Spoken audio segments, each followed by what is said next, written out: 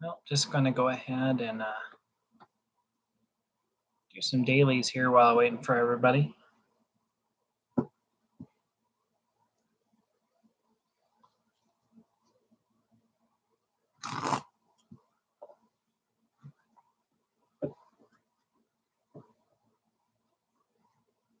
Let's see what my dailies are for today.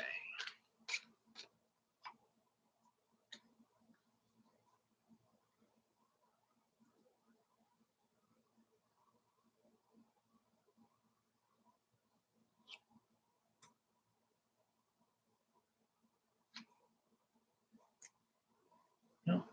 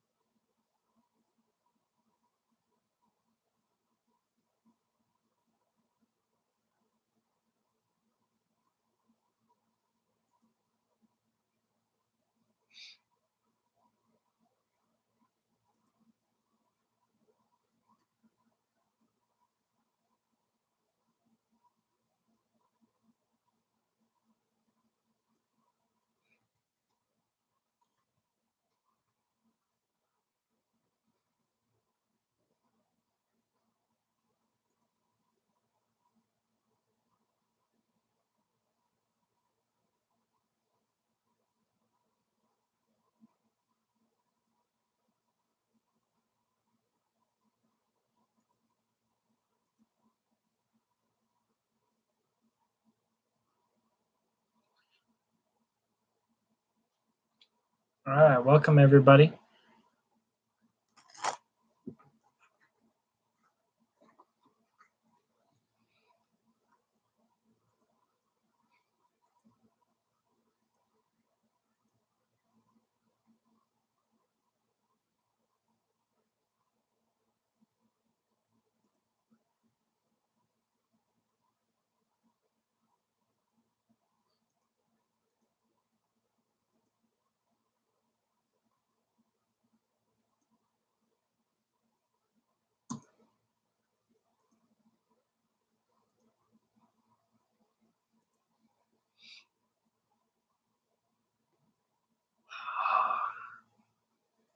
How's everybody doing tonight?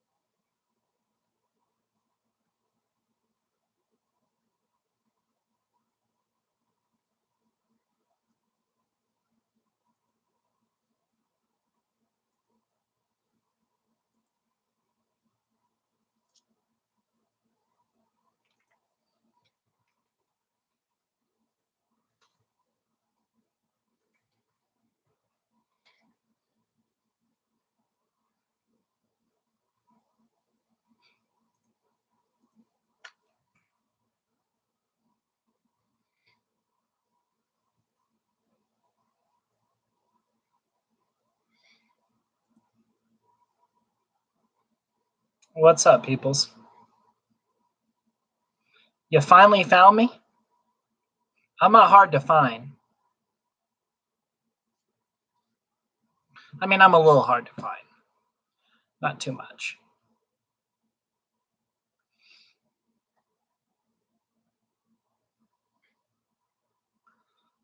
I'd make it the same time, Tiffany. I can't make it any easier. I mean, I suppose I could get out of work earlier. I could drive. I could speed demon it and make this an hour earlier, but I really don't know what difference that's going to make. I think it's because people are already busy doing shit. I think that's really what's going on.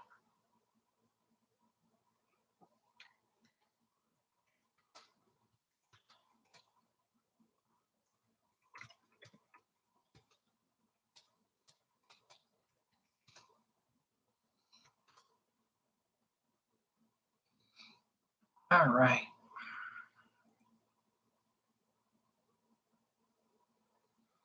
Well, how much more nighttime do I need to go? Shit. It's 7 p.m. You guys want like a 10 p.m. tarot session? I mean, that would be kind of weird because then everybody would be half drunk because it's a Friday night.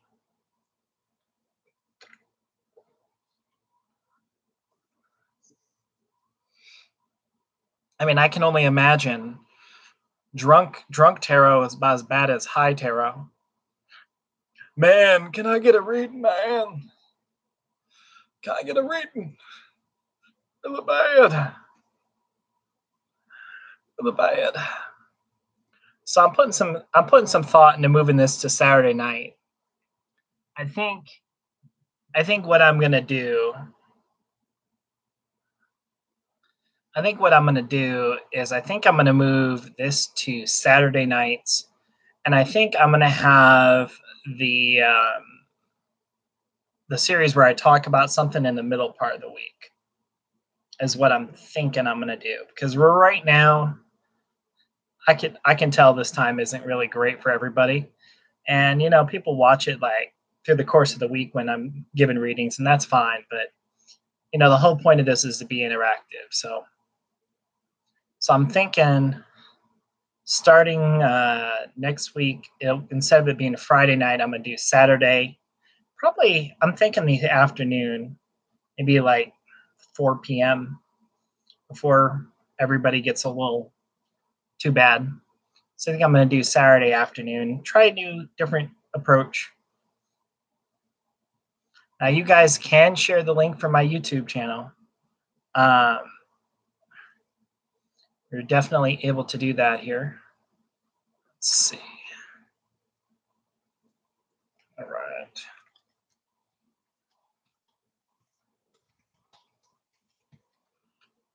And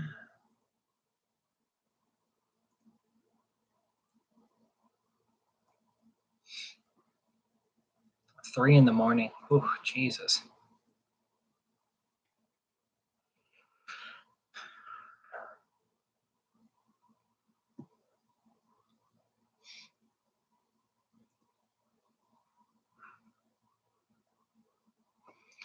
Yeah, I'm sorry to hear that. I know you love the guy.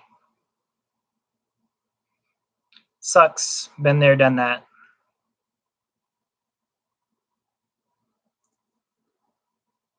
But the one thing I would tell you, Rachel, is that even through shit even through shit that happens, it just ends up making you a stronger person.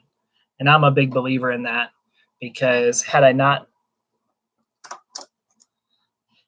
had what happened to me happen to me, I never would have found tarot. I never would have found my gifts. So I owe my ex in particular a big thank you. Um, because I found my gifts from her, from being screwed over as bad as I did. So just some food for thought on that. I'm not trying to lecture by any stretch of the means, but that's something to keep in mind.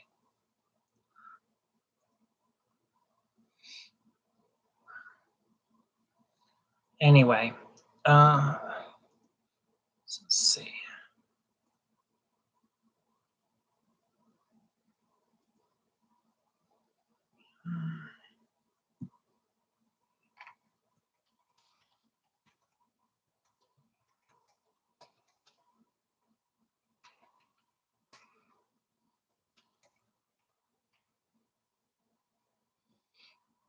Anyway, let's see.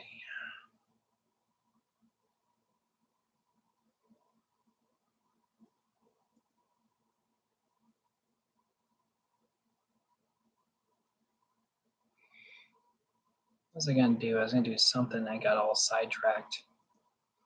Got all sidetracked.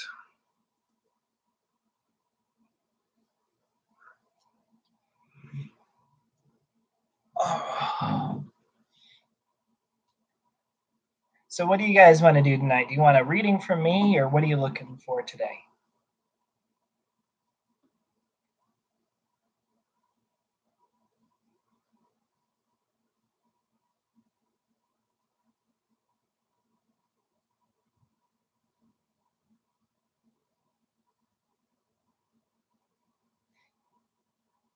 All right.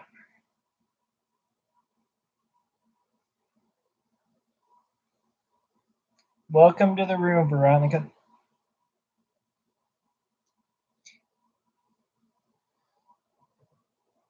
Now, you guys feel free to share the link now. We get some more people in here.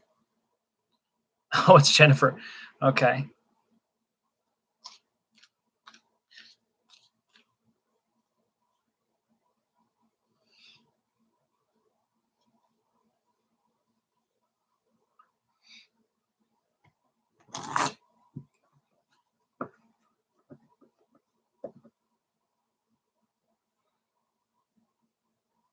I know I'm not used to seeing your email. You are correct. Now, you guys, we only got 3 people in here. We can do so much better than this. We got 400 people in our group.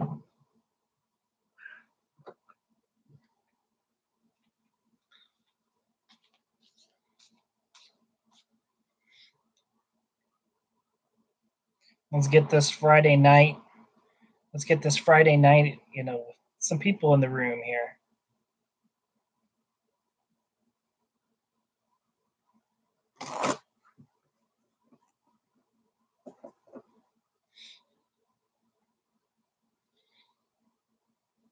All right. Tiffany, you in the room because you're first, sister.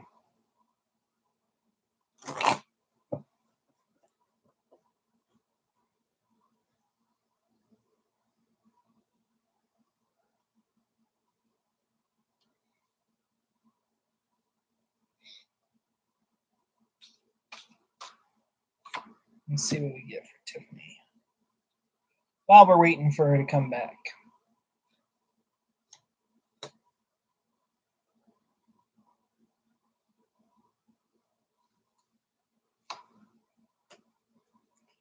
How was my birthday? I had a lazy birthday. I kind of made a decision that I'm gonna get some stuff done over the next couple weeks. I have a couple comics coming to Denver that I want to see. So my birthday gift to myself is I'm gonna go see 2 comics in July, and then I'm gonna go to a concert as well. So I'm kind of looking forward to that. A guy that was just on was it? Yeah, America's Got Talent.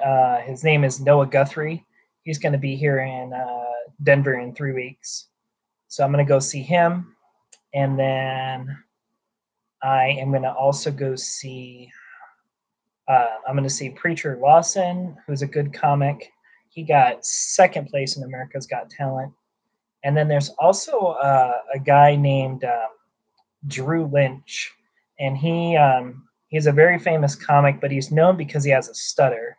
So he does this awesome web series that's about him and his service dog, and it's hilarious to watch. By the way, it's basically uh, him being treated with awkwardness. So they have different situations. Like they have one where he's on an airplane and the dog is laying on the front row and people are getting all disgusted, and it's a big dog. There's like no place for this dog to go, so it's like laying on the front seat or like the front row all the way down. And anyway, it's good times. But yeah, that's what's going on. Tiffany, are you in the room? It is a.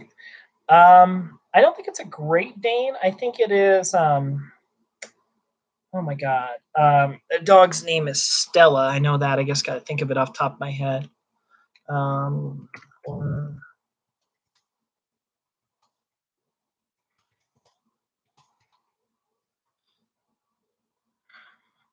it's pronounced Visla. It is. It's an interesting type of dog. That's here. I'll post it.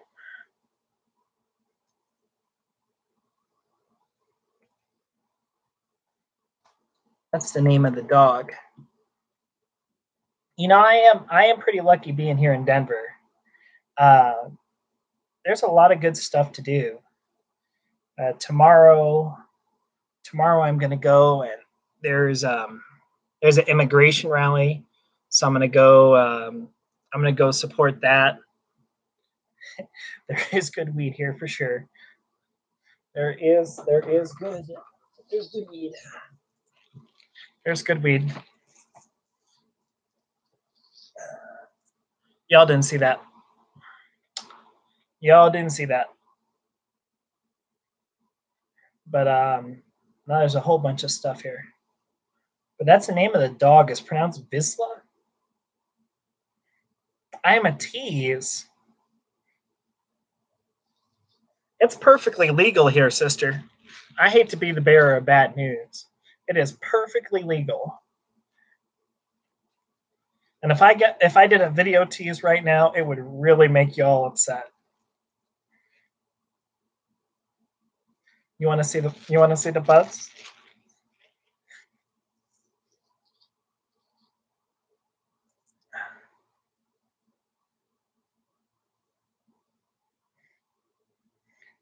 What would you like from me? Do you want me to start smoking in the middle of the session? I can do that if you really want me to. I've done high tarot before. It's kind of a your intuition's a lot stronger, but it's rather weird. Edibles are the ticket if you're gonna do a session of tarot and you're a little um, yeah, if you're a little fucked up, edibles can be your friend if you have to do like a session where you're reading. All right, is Tiffany in here? I don't know if Tiffany's in here. I can't tell. Somebody help me out. Is Tiffany in here? No, I don't drink, to be honest. I think I drink like once a month. It's just not me. Not me.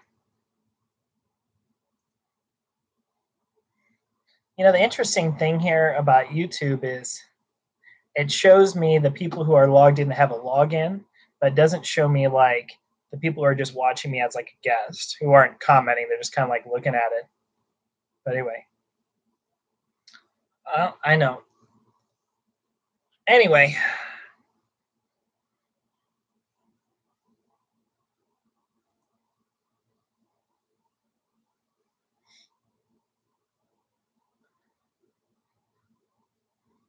what's funny is I drank more Rachel when I was underage than when I was 21.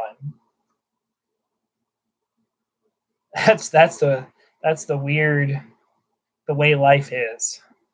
I think I drank more when I was below 18 than when when I was in college. I think I would go get a drink here or there my senior year, but man, it really wasn't. Man. All right. Well, I think Rachel, you're going to be first then, and then I think what we're going to do is if we have a little bit of time in between readings, we'll just kind of have an open Q&A session.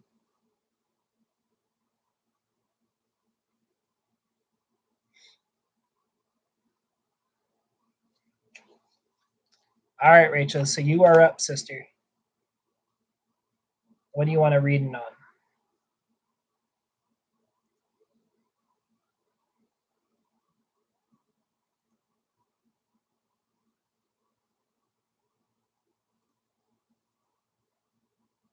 We got 5 gifts.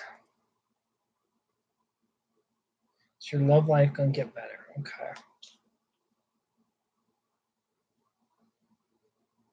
What do you do to keep your gifts up to speed? Or what do you do that helps you the most is to give good readings? Well, I'm going to answer that question real quick because that's a good question. So the main thing to give good readings as a reader is to not have a filter, one, but two, to not be scared of giving a message. Um,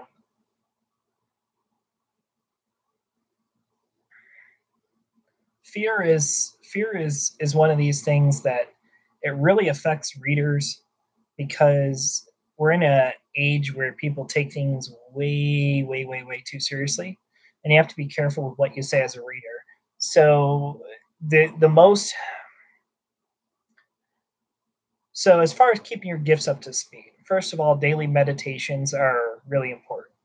Uh, Routines, practice, breathings, taking good care of yourself spiritually is really important. That's the first thing I would say to keep my gifts up to speed. The second thing is I practice all the time. So I do readings for myself. I'll kind of tinker around, but I also watch a lot of people, and I pick up energy that people are doing, and I push my gifts a little bit. That's the best way I can describe it. As far as giving the good readings, though, the main aspect is to not be afraid.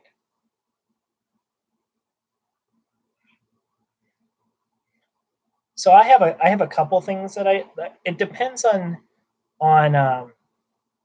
it depends on who I'm like how I'm going to be giving readings for the day. So like if I'm talking about meditation, I have an early morning one that I would do, something to kind of wake me up a little bit, to kind of raise up my vibration, connect my crown chakra. Then I also have something that's exactly the opposite in the evening. I'm trying to I'm trying to lower my brain waves to stop my brain from going into autopilot really fast, because when you're able to do that, that allows you to go to sleep. It stops the tossing and turning, thinking around. So that's really important. Um, Other thing that's really important, sprays like this. So before you give readings, I recommend clearing your energy. I do it a lot. You just see me just do this and clear my space. But I don't have fear in any messages that I give. So that's probably the easiest answer I can give you, and the best advice that I have is to eliminate the fear out of it and realize that when you're giving a message, you're connecting to your guides and to above. So you're a channel, you're a conduit. So when you have fear, it's literally like a connection going in the middle of it and breaking it up. It's the best way I can describe it. So we're going to go ahead and we're going to get going here. And Rachel, I wanted we're going to do something for you on kind of your love life here. Now, I haven't been doing a lot of like really big readings, but I think I'm going to kind of make a little bit of an exception today because I kind of feel like we need to kind of break up the monotony a little bit. Now, one of the other things that I do kind of want to talk about too is I'm going to start putting a lot more content out there for the group, and it's going to be it's going to be like a daily draw that I'm going to do for myself. And what I'm going to do is I'm going to do this every morning. I'm going to post a picture of it, and then I'm going to open up the comments to the people in the group. And then in the evening, when I get off work, I'm going to come back and I'm going to tell you my interpretation of the comments. It's going to be kind of like an open thread throughout the day. Uh, that's one of the things that I'm going to start doing starting tomorrow.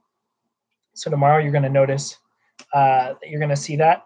So we're going to go ahead and just kind of work on getting new content out there, some things that are different.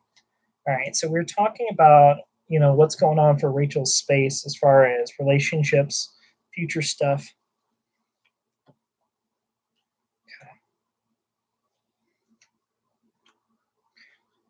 All right. So I'm going to do a Celtic cross here, and then we're going to kind of go around and go from here.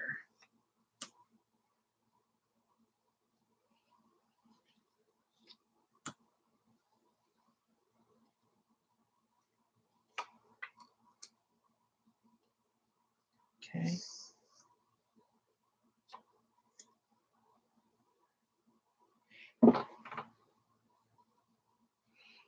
And last but not least, that one.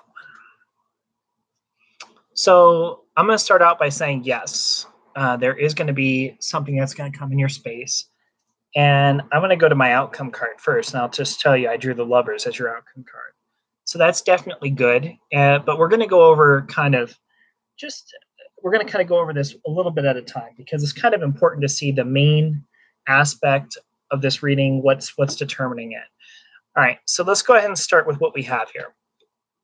So you have this is the Prince of Wands, Knight of Wands. Pick a word choice, and really the kind of the message on this here is your energy that has gone out hasn't been received in the manner that it should be. It's kind of like it's out there, and rather than it being recepted and kind of blended with to where your energy raises somebody else, it hasn't. The other message on there is receptivity here. So this is the Queen of Cups here. So you put out all this emotion, you put out all this desire, you put out all this energy, all this effort, and yet the universe is kind of saying that this is a one way track here. This is a one way. It's not being received here. So it's important that you realize that the person that you're meant to be with, it's important that your energy goes out and you're also receiving that other person's energy, and it's like a blend. You have to be connected together in order for it to go. Now, the basis of this reading, it's kind of interesting, is the Seven of Swords. And normally, when you see the Seven of Swords, it's a guy, and he's holding like a bag, or he has like a satchel of swords, and it's a trickster card. It's a guy. He has 5 swords in his bag, and then there's 2 off to the side that he's not getting. And the message in it is he's taking what he has because he has that ability to, but it could always be more. So depending on what's around it, the Seven of Swords can either be a really good card or a really bad card. So if I was talking about, for example, my prospects in a job, the Seven of Swords could be a good situation because it shows that I would be making use of what's around me. When it comes to this, though, this is showing treachery. This is showing deceit. This is showing that intent was not pure here.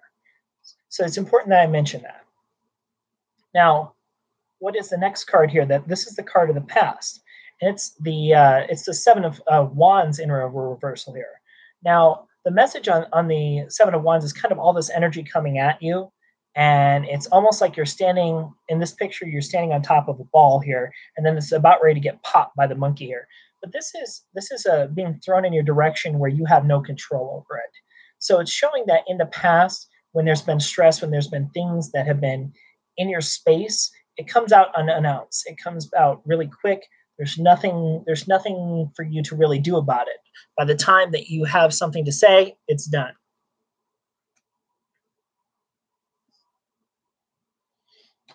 All right. Card of the present, though, is strength. So through this, like I mentioned to you before, a lot of this is resiliency. It is taking what's in front of you and really just rising above it here. Being, you are the flower here. 1 second. What? I have not, but I'm doing live on YouTube right now, buddy, so I can't talk. Okay, I will later. Sorry about that.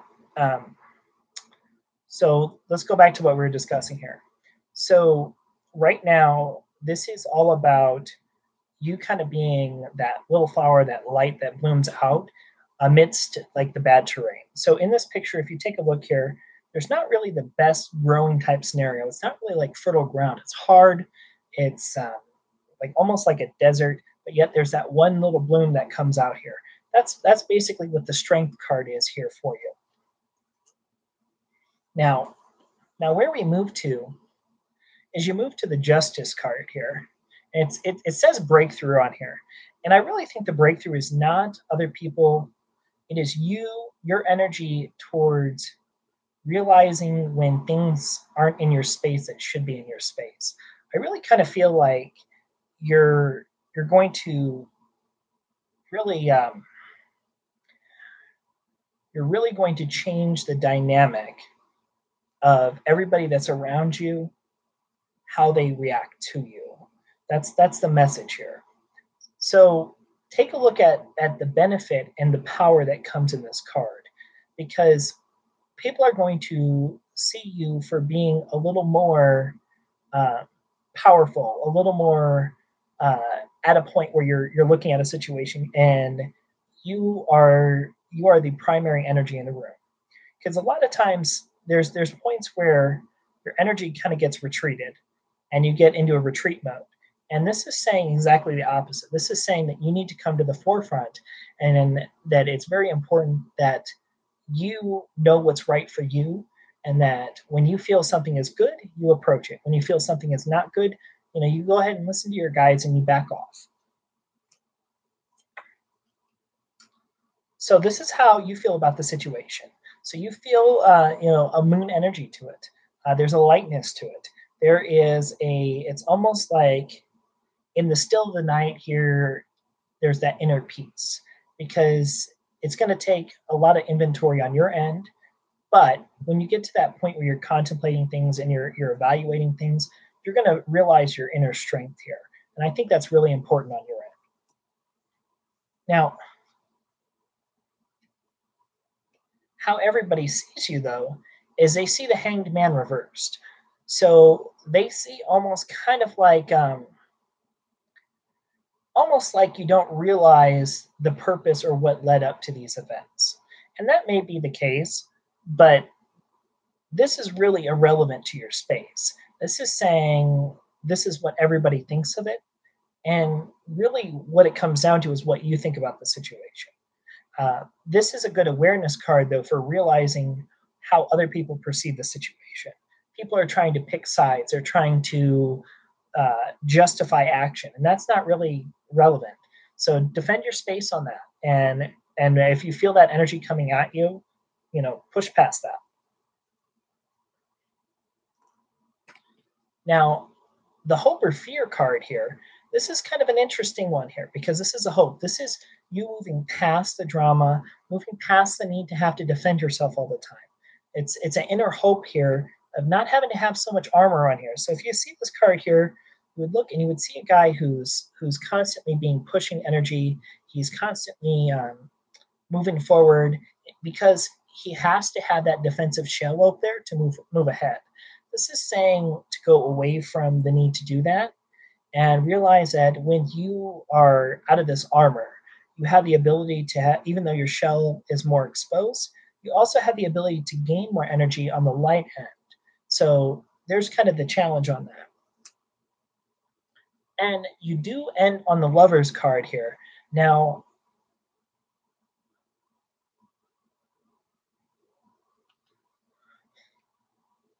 you missed the beginning? Okay, well, I'll go over the cards again. I'll just do a quick recap. All right.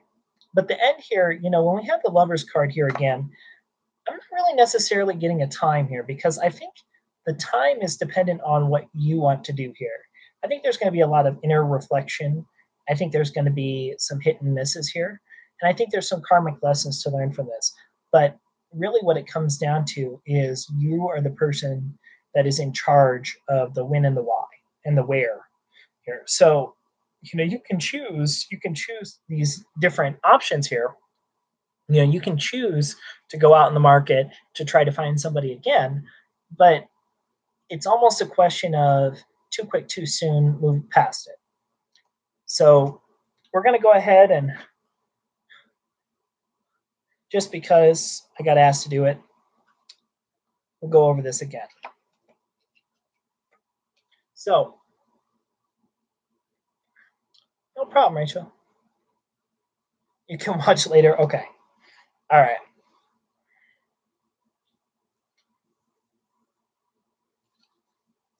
All right.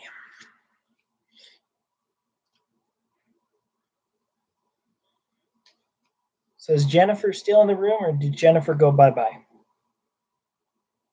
I can't tell.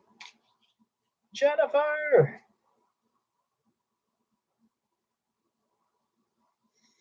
Okay. Now you guys feel free to share the stream if you want anybody to join. You know, I am giving readings out here. And let's see here. Go ahead and copy this again in case.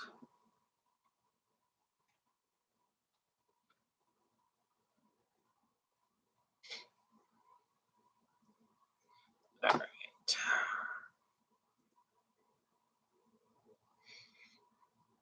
And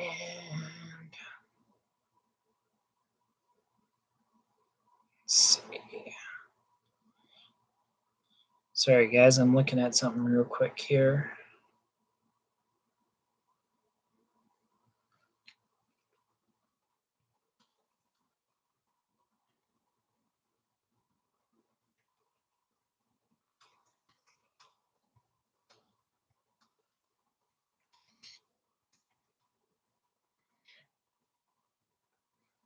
All right.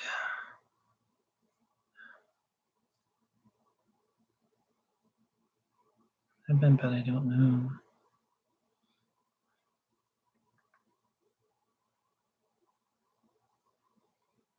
Hmm.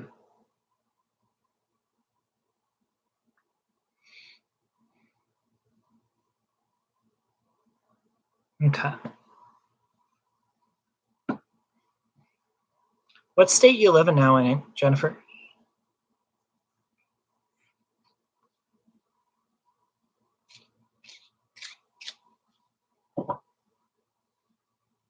I don't know how much of a delay we have on here on the YouTube side.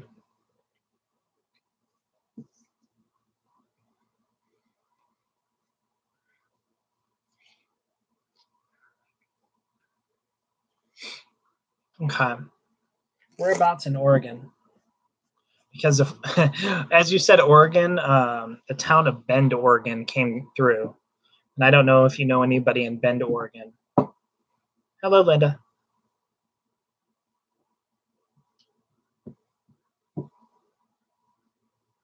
Okay. Yeah, because I literally, my guide's like Bend, Oregon. All right, let's take a look here. Is this a Linda I know, or is this a different Linda? Because I know some Lindas.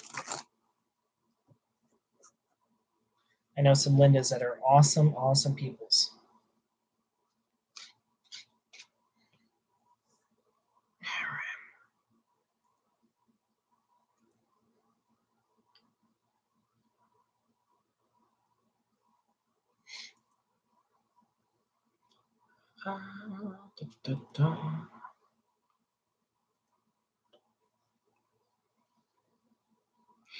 All right, so I feel like we almost need to preface this on how things are going here now.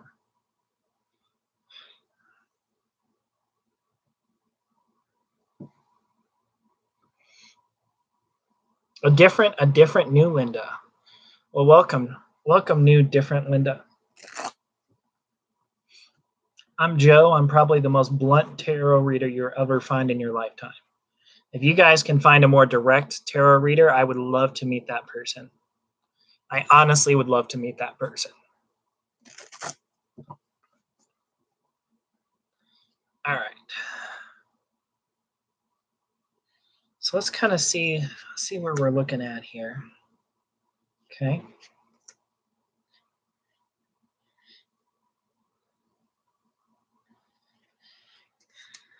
Okay.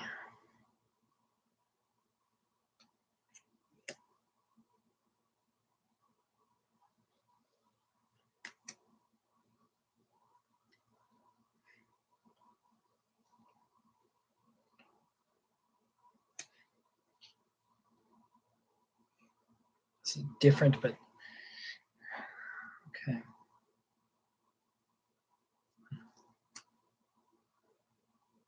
Okay.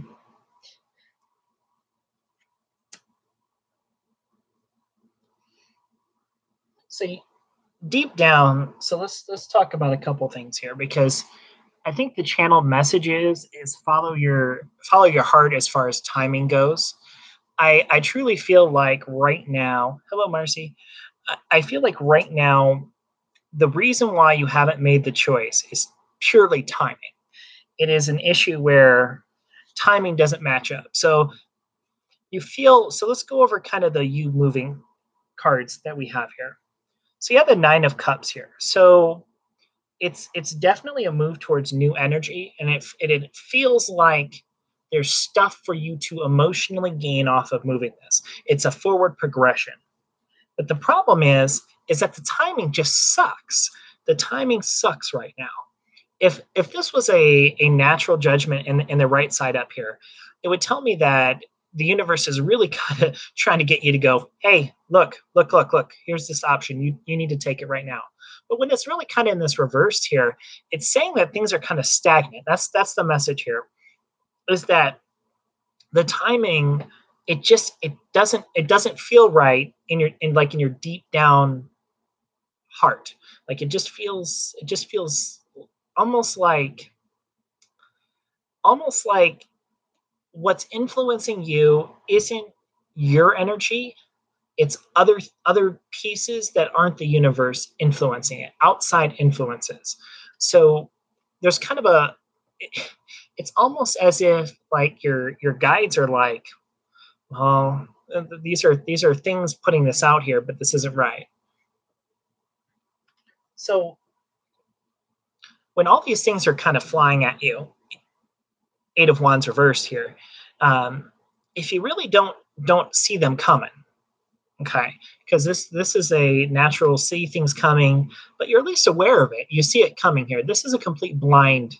This is a blindside attack of energy coming at you, kind of overwhelming the situation. It's really kind of talking about just it just doesn't feel right. It just feels like it's not your desire, it's others, and more specifically, it's others trying to push that desire further. Now, what's really interesting here is there's going to be a fight over this. There's going to be word choices that are said. There's going to be positions that are defended, and you have to do that to defend your space. Um, and you have to convey that this is literally for you, not for them. So it's really kind of important that we go off of that. However, let's kind of talk about the staying route because I think the staying route is just as interesting. So on the staying route, you start out with the Hierophant reversed. So rather than having that area where you can teach, where there's things for you to learn, there is nothing else for you to learn here. It is literally as if your sole purpose in that location has kind of been fit. So it's kind of interesting that the first card you would draw is the card saying that your vibration level is almost stagnant. It almost feels like you're at the top of where you're going to be in this spot. Now, you go though to the Chariot, and the message on the Chariot is you still had a reason for being here. So rather than looking at it as I'm here and I need to move on, it needs to be looked at as I'm here, I need to move on. However, this served its purpose. This was something that I had to do at that time because it was vitally important. I had to be here to go through this lesson to get me to the next step. Um, it's really kind of important that you see that this Chariot is, even though it's bad things that have happened, it's a necessary evil to get you past to where you need to go to make it to where you have the tools in your toolbox to raise up and to kind of go over it. Now, it's interesting the last 2 cards that you had because I'm going to show them together. So you drew the Page of Cups reversed. We'll throw that a little slower here. And you threw the Page of Pentacles reversed. So first we're going to start with the Page of Cups. So the Page of Cups, oftentimes when you see it, it's normally a little girl, and she's sitting in water and she's holding a chalice, and it's literally supposed to symbolize just youthful emotion, being putting yourself in such a raw, organic, um, almost kind of like a childlike mentality where you have to do this. Bran Stark is exactly the opposite in this picture. This is a very dark Page of Cups. It's almost as if he's forced to see where his emotions can go on the bad scale here. He's forced to kind of look out, and where the Page of Cups is raw and innocent, he doesn't have that ability here. Now, when we're talking about the reverse, though, it's important that we realize the message that this reversal is talking about. It's not the fish that's out of water, okay?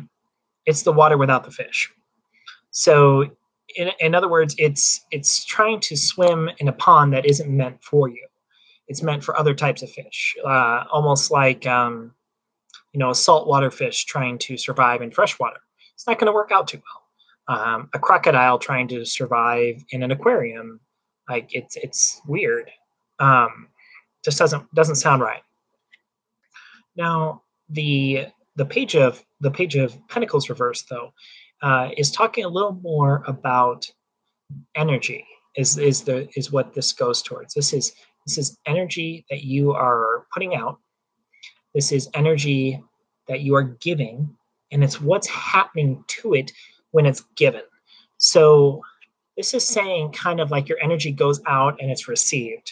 That would be this here. And it's almost like it's like an open reception, and it it has to happen where your energy goes out and it has a purpose. This is saying your energy is going out and it doesn't have a purpose at this time. It's almost like it's wasted spiritual effort. It's wasted spiritual effort. I'm gonna leave it at that phrase. So it's important that if when you're moving forward here, the lesson is if you feel that your space has that you've done your whole uh, thing that you're meant to do here in California, fine, fantastic, but realize why you want to move, and make sure it's why you want to move, not why others want you to move. Uh, and it's a path thing. The timing has to be right with this chariot in order for it to work. If the timing ain't right, it's just going to cause this Three of Swords energy where it's just going to be a constant fight. And I don't think you really want to go and have it be like your family being at it and at it and at it. And the other thing too is you don't want your space to be your energy to kind of be shit on. And that's kind of the danger that you run into if you don't do it on your terms, if you do it on other people's terms. So that's what we got for you here, Jennifer.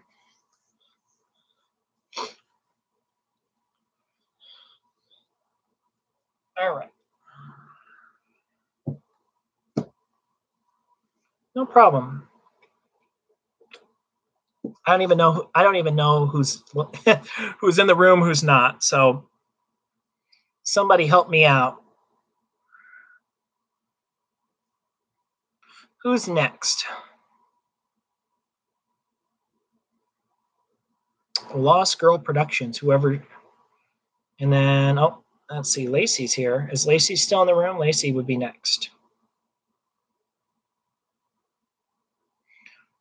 Is Lacey still here? Because Lacey would be next, if I'm looking at it right. I don't know if she is. Did you just switch screen names in the middle of this? You're pretty good. All right.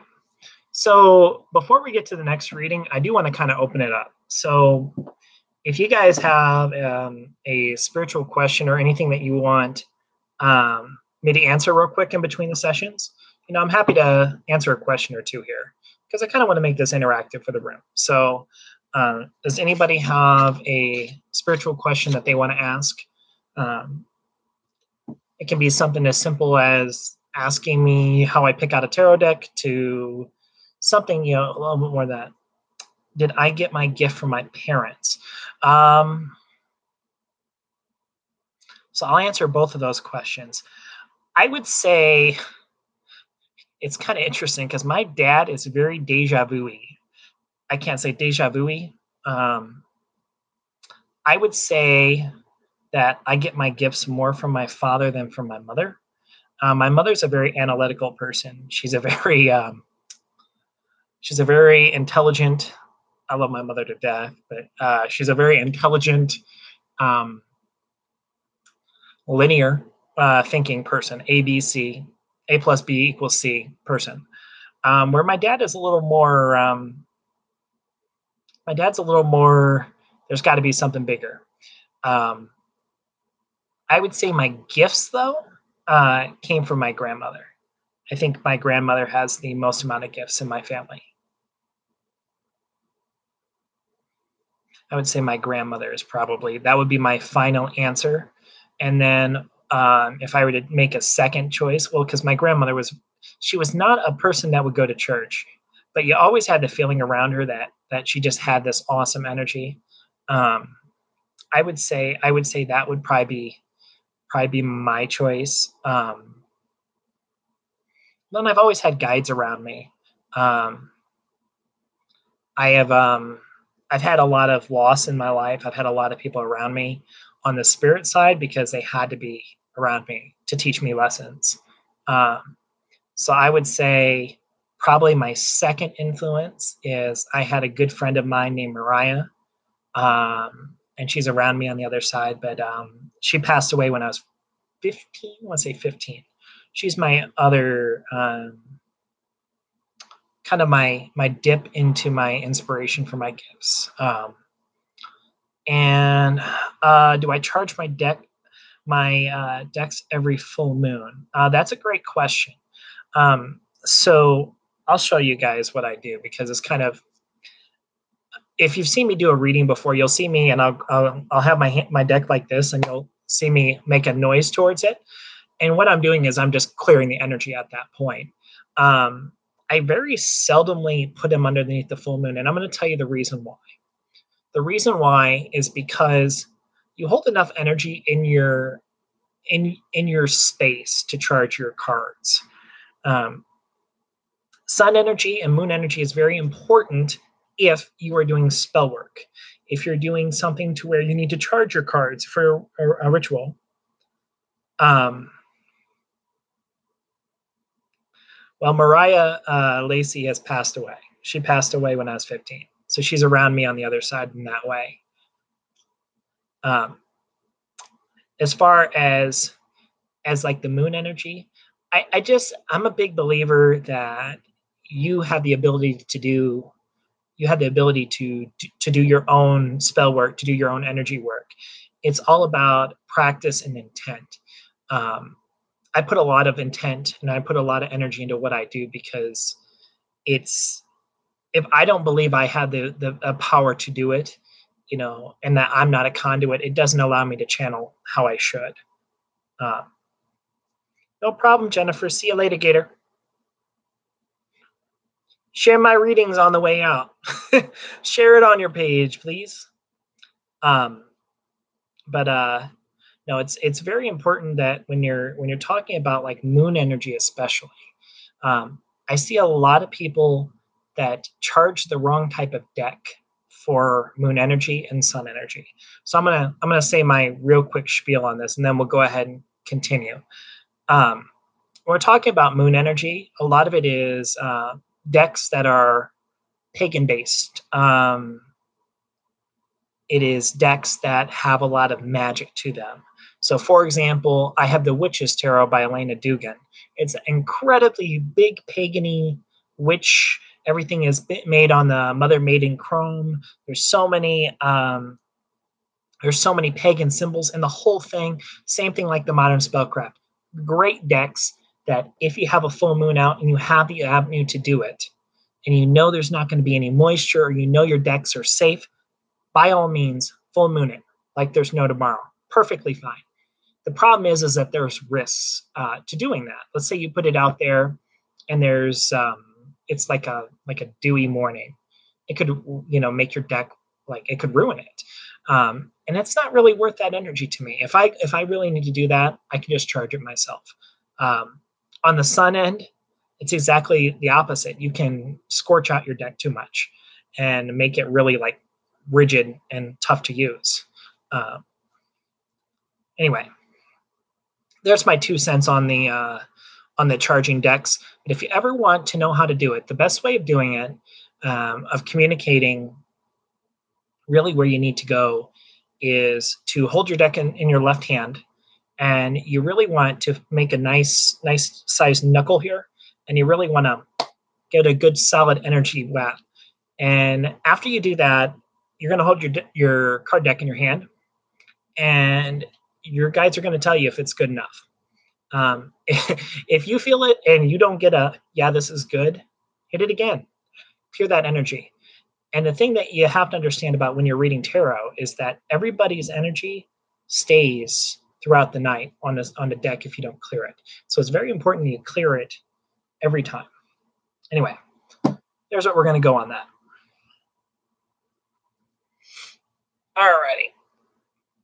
Oh, okay. So who was up? Lacey's up.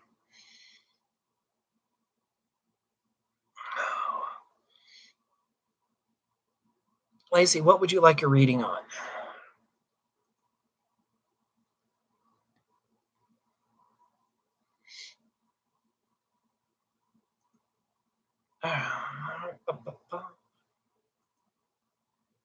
General reading? Okay.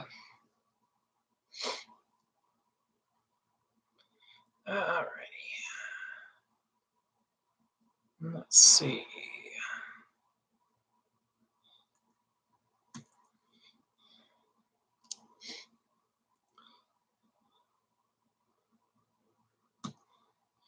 All right. So I do have a surprise for you guys for this weekend too, by the way. And I think you guys are going to like it. So I can't really go into it right this very second, but it's going to be good. We're just going to leave it at it's going to be a good surprise. And if you guys weren't here earlier, one of the things that I mentioned is I'm going to change some of the things that are done on the channel. So one of the things that we're going to do is each morning when I wake up, I'm going to draw 3 daily cards from me. I'm going to post a picture of it, and uh, I'm going to allow the whole group to give the interpretation on the 3 daily cards for the day. And then when I get back from work or whatever in the evening, I'm going to give my interpretation of it and kind of use it as a real way to kind of open yourself up to, you know, finding your gifts in your own way. So there's going to be a lot of emphasis on that. I think it's going to be a real cool, fun thing. The other thing that I'm going to have open on it is that if you have a deck of your own, you're more than welcome to draw 3 cards as well and add your 3 on there and give your interpretation. So it's going to be an open forum on it. All right.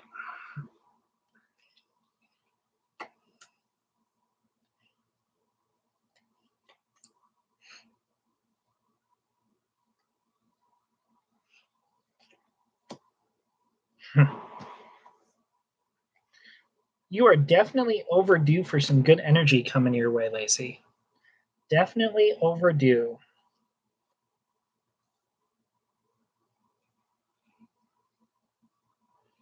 All right.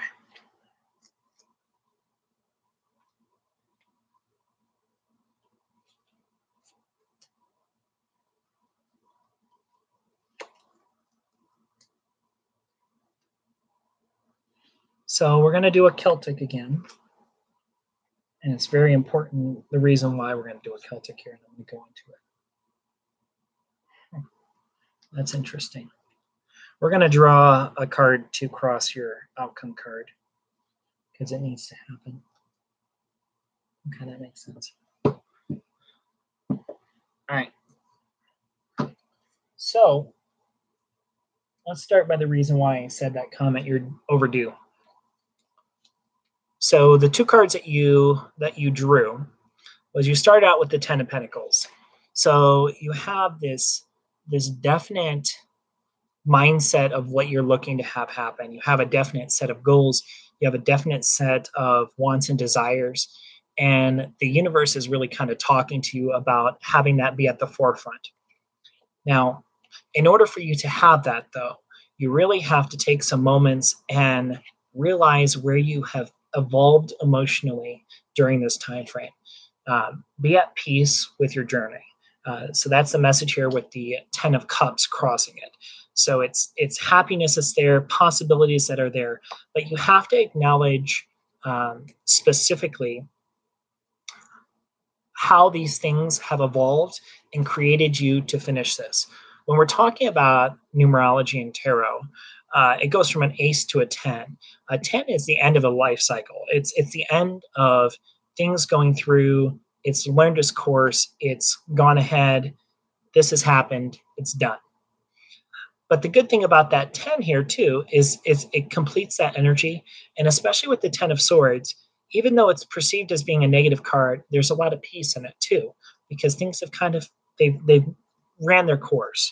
So where with the eight of cups, it's somebody walking past cups is pretty depressing.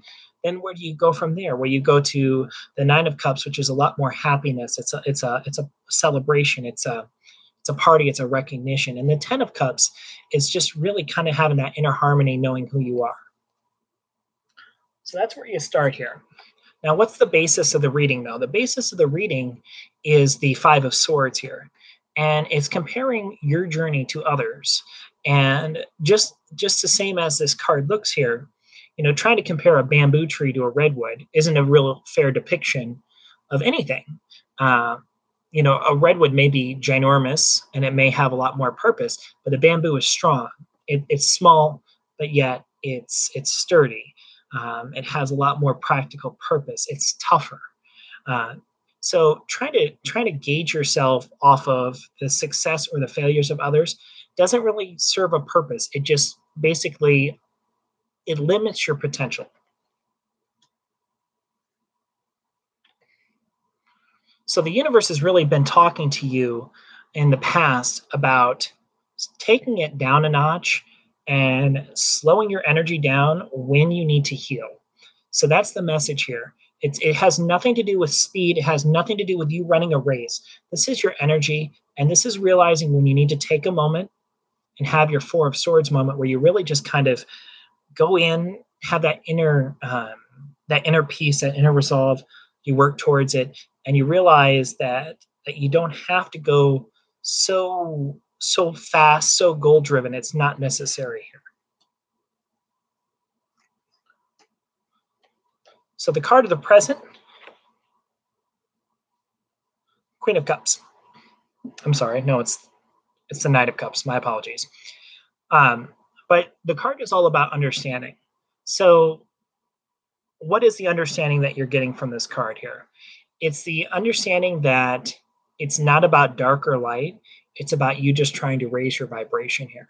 So even though this bird is in the darkness, even though this bird is away from all the others, it's still going, and it's still its energy is raising. It's still going towards the light.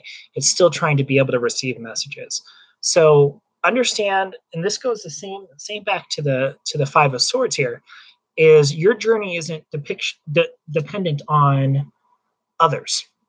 You have your own path that you have, and it's really important that you don't dictate your success off of the failures of others or the successes of others.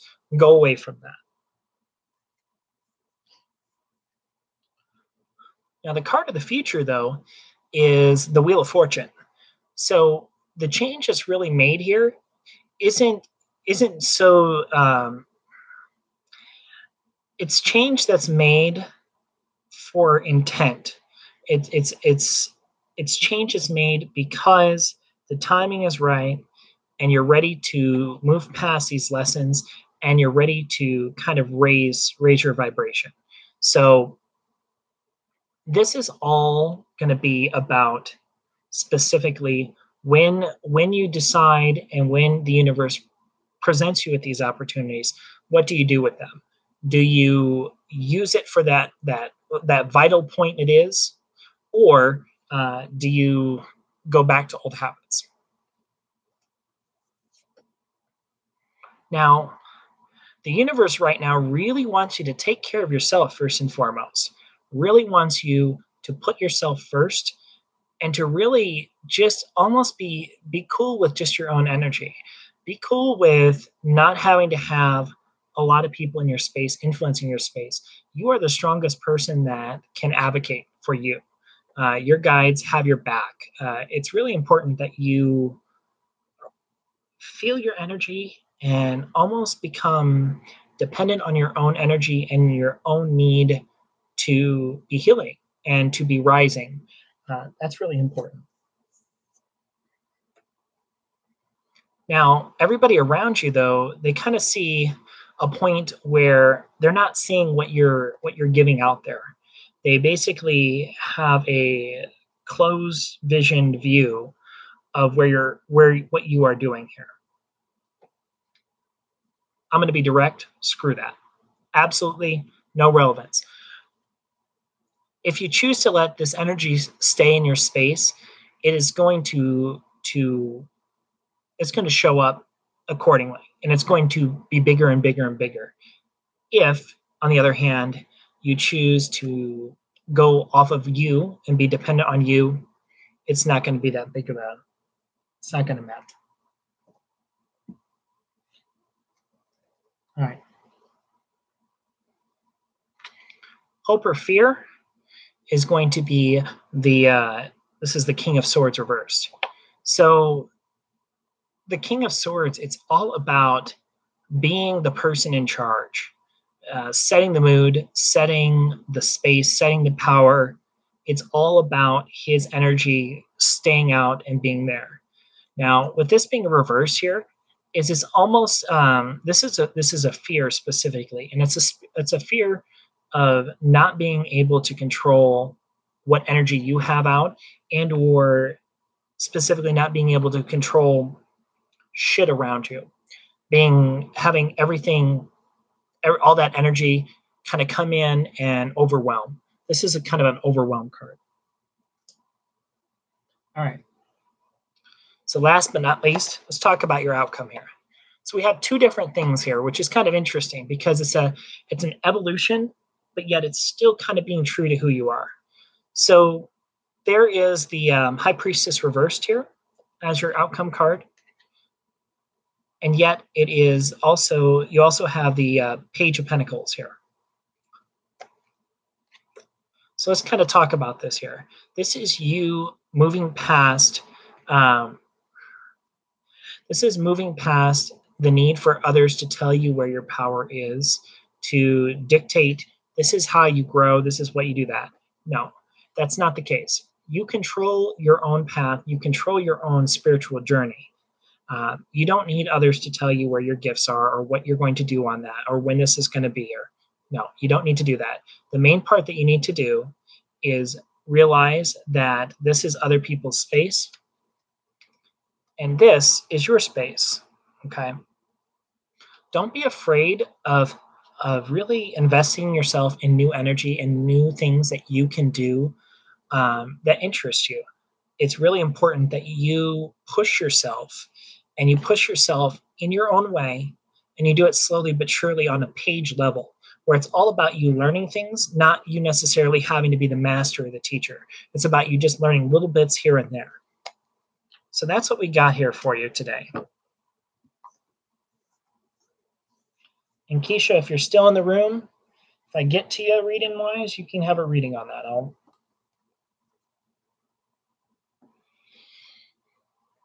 Any questions for me, Lacey?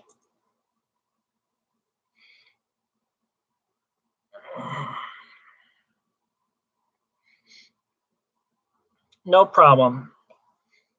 If you guys want to do something for me, go ahead and share the link for my channel on your page. I greatly appreciate it. All right.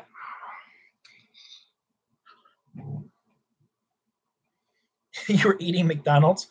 Well, I had Wendy's, so I'm not much better on that front. I hope I was more entertaining than the McDonald's though.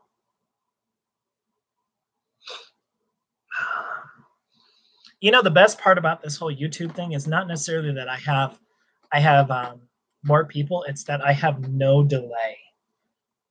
Facebook Live, oh my goodness gracious, the delays on Facebook Live, they're just brutal.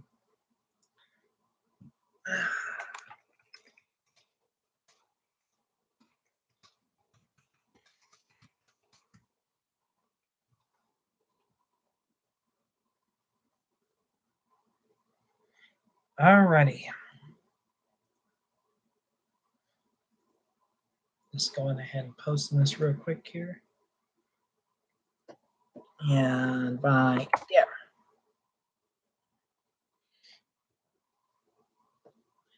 Alrighty.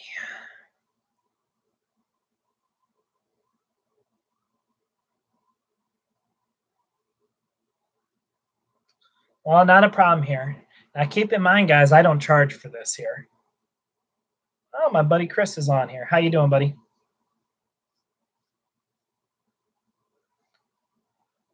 Is your back feeling better?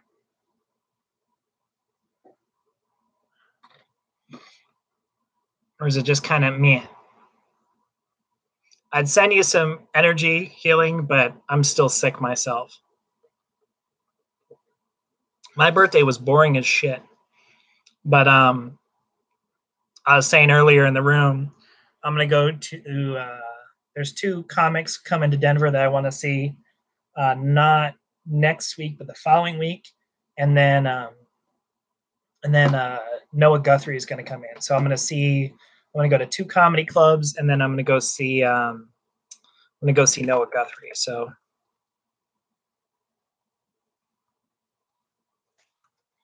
is it a slip disc or what? What did you end up doing?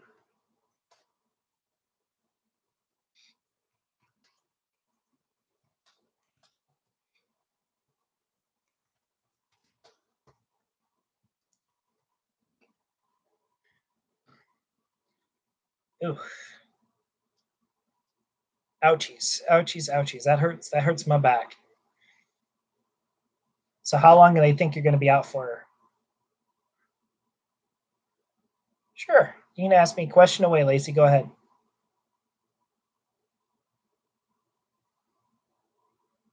No, you're fine, Lacey. What's your question? In case y'all are wondering, Apex is one of my childhood friends. He's one of my buddies from my hometown. Love that guy to death. We've been friends for, oh my goodness, been friends for almost 20 years. Oh my God, that's crazy to think here. So by not reading other people moving on, I'm wondering.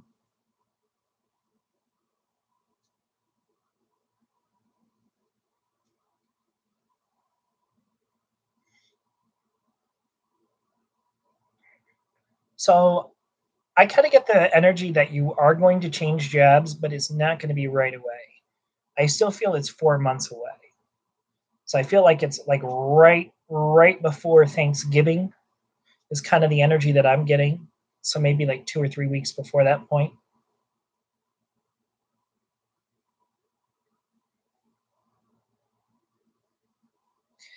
So you may find like a filler job, but as far as like a full time, this is where it should be.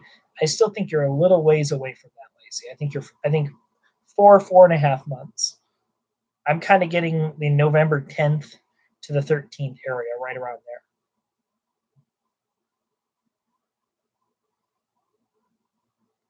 Well, see now, Chris, though now you can yell at Alicia about getting a job more, and tell her to have two jobs. You can play that card, and at least you have kids that can go ahead and grab stuff for you and take care of you. You have a daughter that can do that. Now, whether she does it or not, that's another thing. But hey,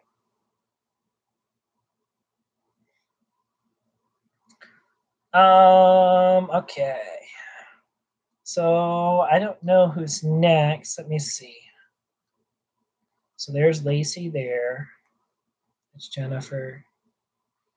Rachel. I don't know who Lost Girl Productions are, but technically she was next. If she is not there, then it's Marcy, and then it is you, Linda.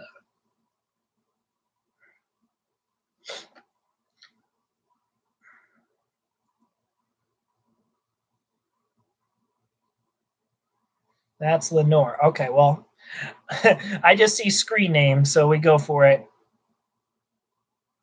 Linda, but I will get to you though. We don't. It's not like we have a lot.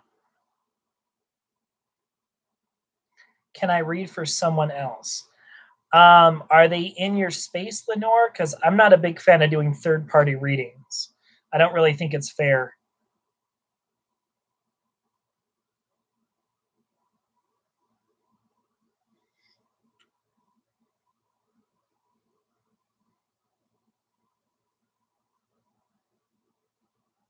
Yes, you would have. You'll have plenty of time to play. Oh, okay. All right, Lenore. That's all right. So, in case anybody is wondering where the name Amleto came from, because I think somebody's going to probably ask me that question. Amleto is the name that uh, it's a name that I've always had a connection to, and it's I've asked my spirit guides for what my tarot name should be, and that was what I was told. So that's what, in case anybody's wondering where that comes from, it's actually when I was a kid, my favorite athlete growing up was this Pro Bowler. His name was Amleto Monicelli, but he was just was a really awesome dude to watch. He was my favorite. He had the most amount of style. He was cool, great sportsmanship. But he was really fun. He was just different than everybody else, and he was just somebody that I resonated a lot with.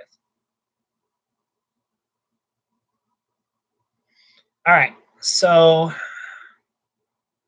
can somebody help me out and tell me who's after Lacey and who's after Lenore?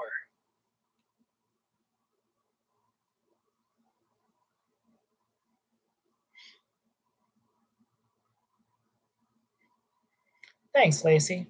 I'm glad I was able to help you guys out. You know, if you guys love what I do, the best thing that you can support me is just share my stream when I'm going live, subscribe to my channel, and kind of push it out there. No clue who's next. I actually think it's you, Marcy. I think you are next.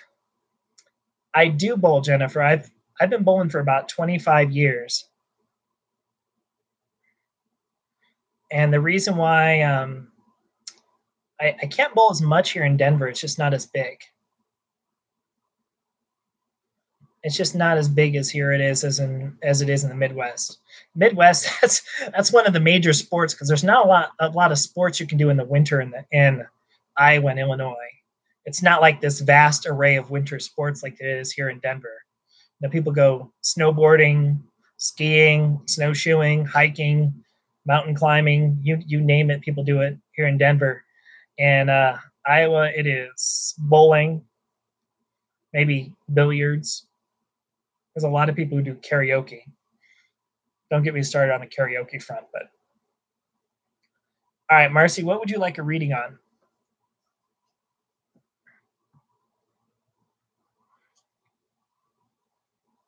And Maria, we will get to you, I promise. Anybody who's in the channel that you see my comments or anything like that, as long as you announce that you want a reading, I'll make sure that we take care of us. Sing. Now, Chris, you cannot play the sing for me card because you and I have done karaoke for like 10 years, bro.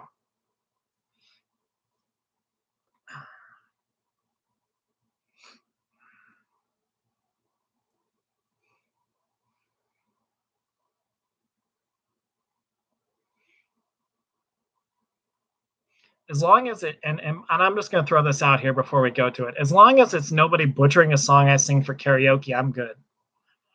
I can't stand that anymore. I can't even listen to Counting Crows. Counting Crows has been foreverly ruined from karaoke. That was probably the worst one. Maybe I don't remember that KT Turnstall or whatever the hell that lady's name is. That Black Horse Cherry Tree song with that was probably the second worst one. Actually, no, that's probably the first one. Counting Crows is probably second. All right, so Marcy, we're talking about what's blocking your gifts.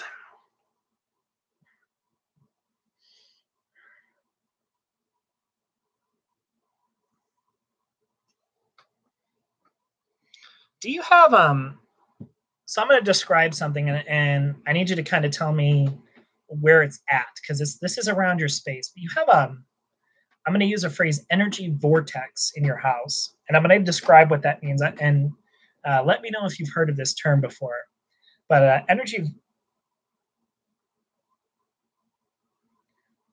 energy vortex is a spot in your home where it is a portal to people on the other side. More specifically, people that haven't moved on. So it's kind of like it has a lot of people who are in limbo, would be the spiritual term that gets used. And there's a spot in your house that's someplace that you pass, and it's an energy vortex. So it's a front room. It's a place that you pass, and basically what's happening, or one of the things that's affecting you, is as you're passing it, it's immediately lowering you down. So that's something that's kind of jacking with you. I'm just gonna let you know what I'm seeing on that.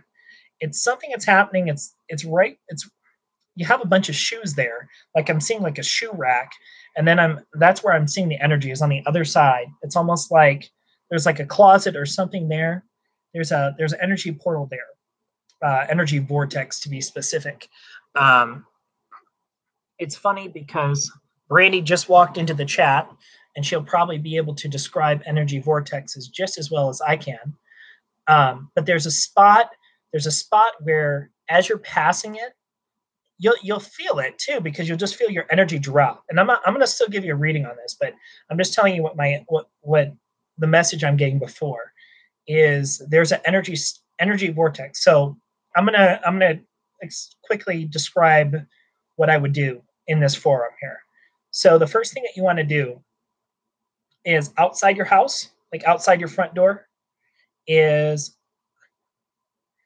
you want to make sure that you put a ward outside of wherever you're living. So like if you're living in an apartment complex, you have to be careful with it.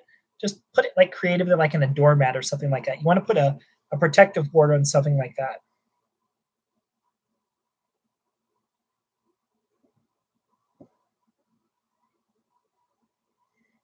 Okay, but do you understand what I'm saying when there's a point where you walk past it and your energy level dips? So there's a place where it's almost like you feel like you're being attacked. That's the message that I'm getting. Like you notice it, like it's like a sudden energy jolt.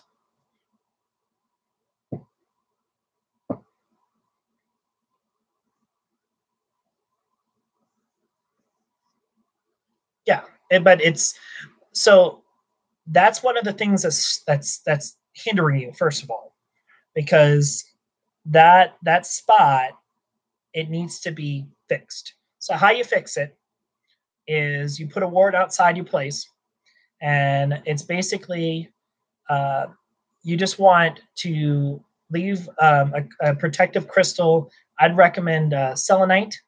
You want to put it outside. You want to put it outside your house, and then you also want to put it right next to that space. And also, you want to grab little like protective quartzes or black tourmalines. You want to put them on every window that you have at your house.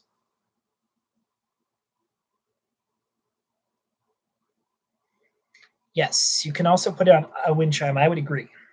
Mm-hmm. You have selenite near the door. Okay. Well, something's not. Let me see if it's a charge issue.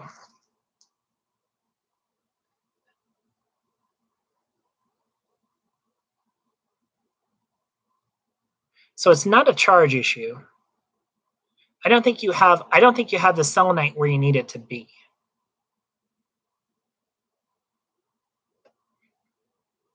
Outside your space. definitely. Yep. You need to have it outside your house, stopping it from outside coming in. All right. Anyway, other thing, other thing, get a smudge spray, burn sage. Any of those things work. Sage especially does work really well around energy vortexes.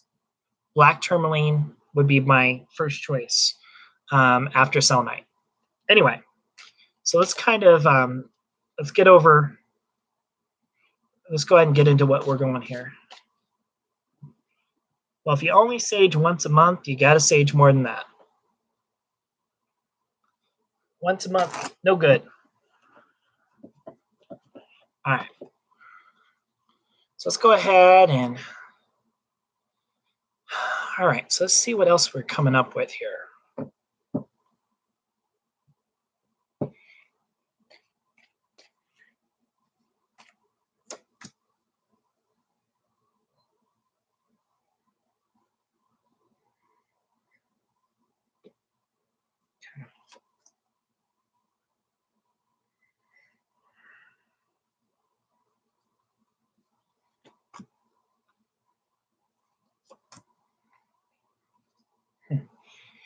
Okay.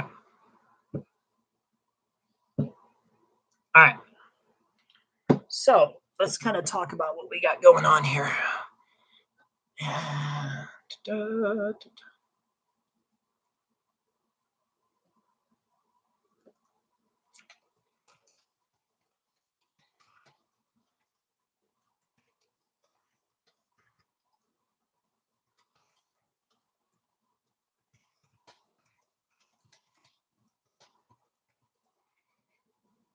Sorry about that, guys.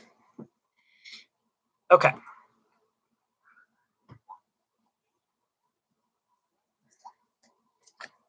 So I drew 4 cards for you because I feel like drawing any more than that's really not necessary in this case. So you got the 6 of Swords, and I did 2 cards that cross each other. 6 of Swords crossing the 2 of Cups.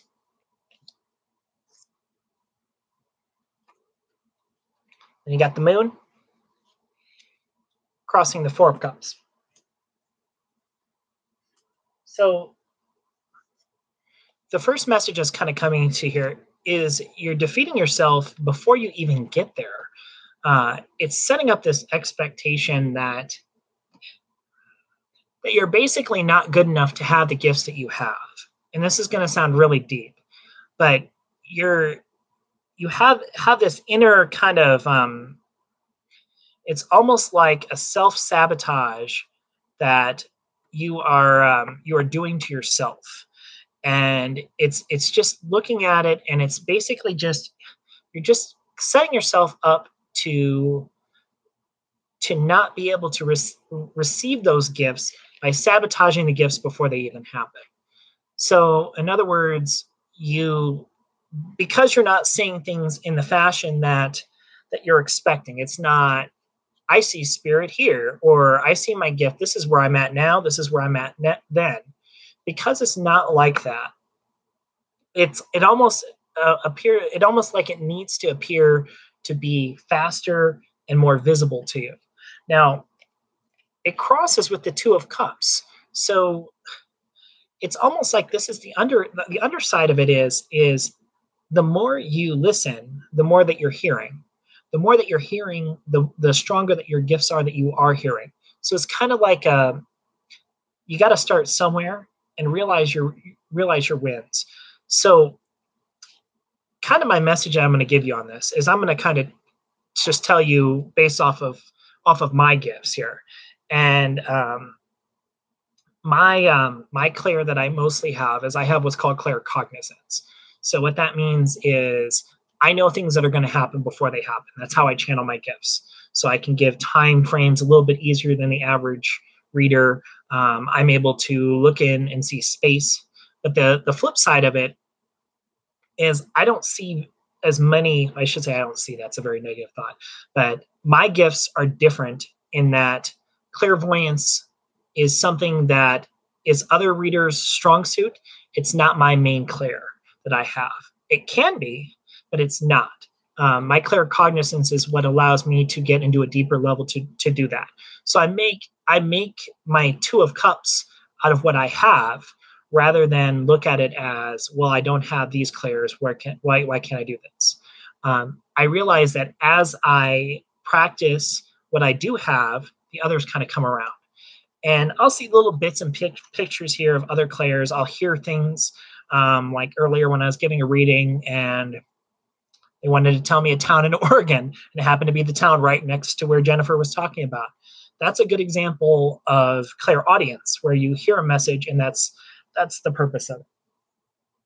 Now, you said the moon's stalking you, and that's probably a fair depiction, but it's the moon itself is a very peaceful card here, because there's no improperness to this gift. It is things being thrown in front of you and you using it in a non-judgmental, non-ego based way.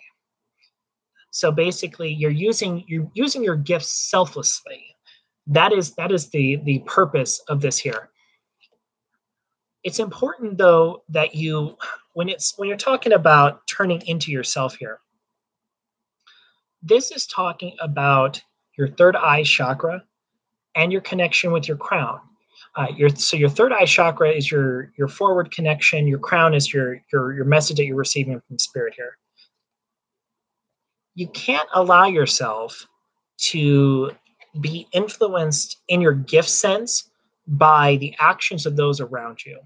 So if you have people who are their energy is going here and there and it's jacking up, it's really not going to allow you to fully see, when you are in tune, what your gifts are. So that's my message for you here, is to really, is to first of all not defeat yourself, and the second message on it is to really kind of view your successes as successes rather than failures. View them as this is my first step in my journey. This is where I go from here, and always kind of go back to that point too. So that's my message I got for you, Marcy.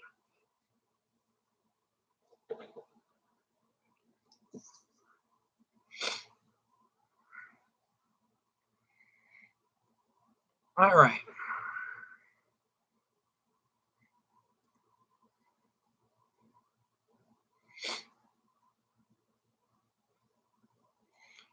Let's see here.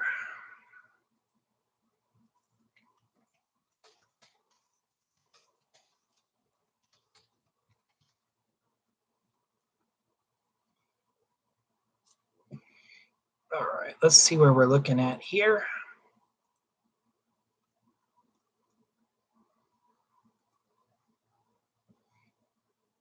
All right, somebody in the room, help me out. Who's next on the reading front?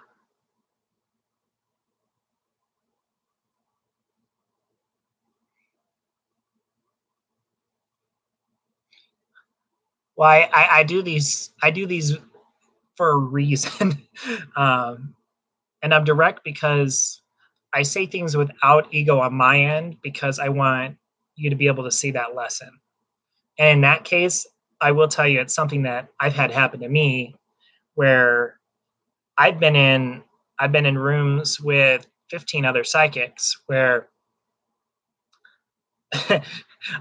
I've been the newest psychic in the room, and yet I'm the one that everybody goes to, which just shows, where working on yourself, working on your on your steps that you need to succeed, where it can help. Um, but anyway, we're going to leave it at that. All right, who is next? Who is next? I well, technically Jennifer is next. But I think, if Maria, you are still here, I think we're going to go with you first here, because I've read Jennifer quite a bit, and I think we're going to get to Jennifer next, or after that.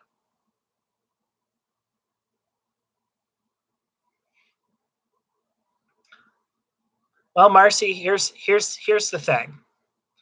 I'm gonna give you my honest 2 cents. So the reason why I created this room was, and I created this group, was to give people an option where they weren't going to be judged as critically as I've seen in the past.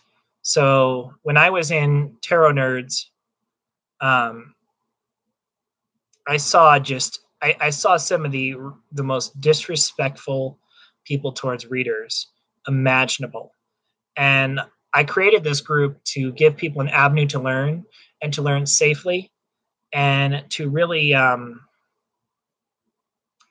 and to feel like they're not going to be judged on it. So, Marcy, my challenge that I have for you is I challenge you to go live on here one time just for an hour on Facebook Live, and you can even give your own 2 cents on here. And I really challenge you to see how that live session goes when you're with a group of people who are all about raising the vibration rather than lowering. People that are really kind of respecting your gifts, which is something that I'm really pushing for, and can take care of that. John, I'd be happy to give you a reading, buddy. I'm pretty sure we're going to get to you. So, all right. So let's see if I can find your question, Maria, because you asked it a while ago. Okay. Need to know. I'll get to know somebody to start a relationship. Okay.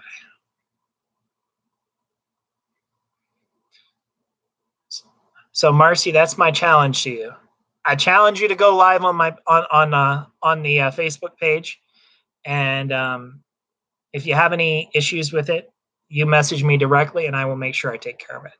Because I want readers to feel safe, and I also want them to feel respected and valued. Because it's really important that we really kind of grow together as a community. Oh well, if you are not a part of my group, hold on here. Let me get to it. Da, da, da, da, da. So guys, if you are just joining and you're not kind of seeing this here, this is my group that I run on Facebook. It's called Raise Your Vibes, Discover Your Spiritual Gifts, where I talk a lot about what we talk about in these readings. So feel free to join. You guys are more than welcome. And that was like the quickest ever invitation ever to join ever in the history of Facebook. That was pretty quick. All right, I got you here. Come on.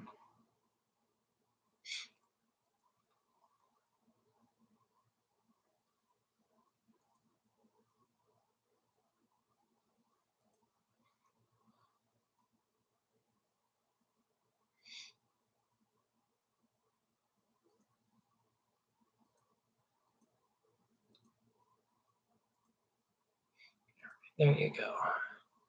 Okay, let's go back to what we're doing.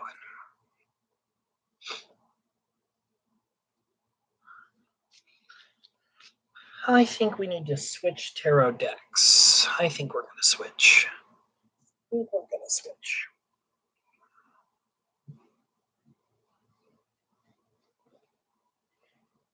What are we feeling here, guys? I think we're feeling this deck.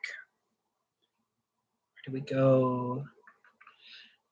All right, room. Do we go deck A or deck B? A or B, guys? Vote in the room. Whichever one has the most votes wins. B? Well, Maria votes B, and it's her reading, so we're going to go with Maria's choice. All right.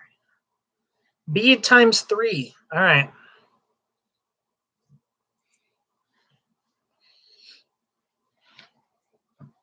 Did I get any new decks for my birthday?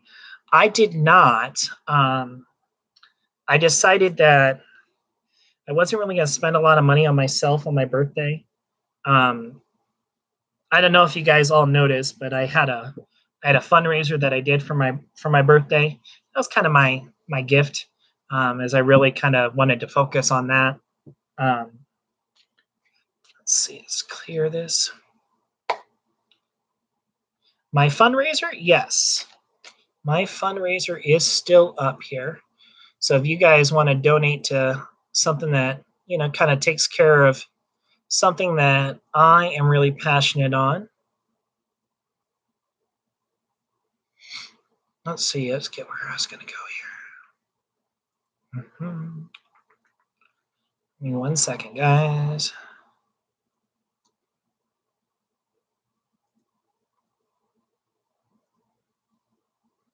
Yeah, there it is.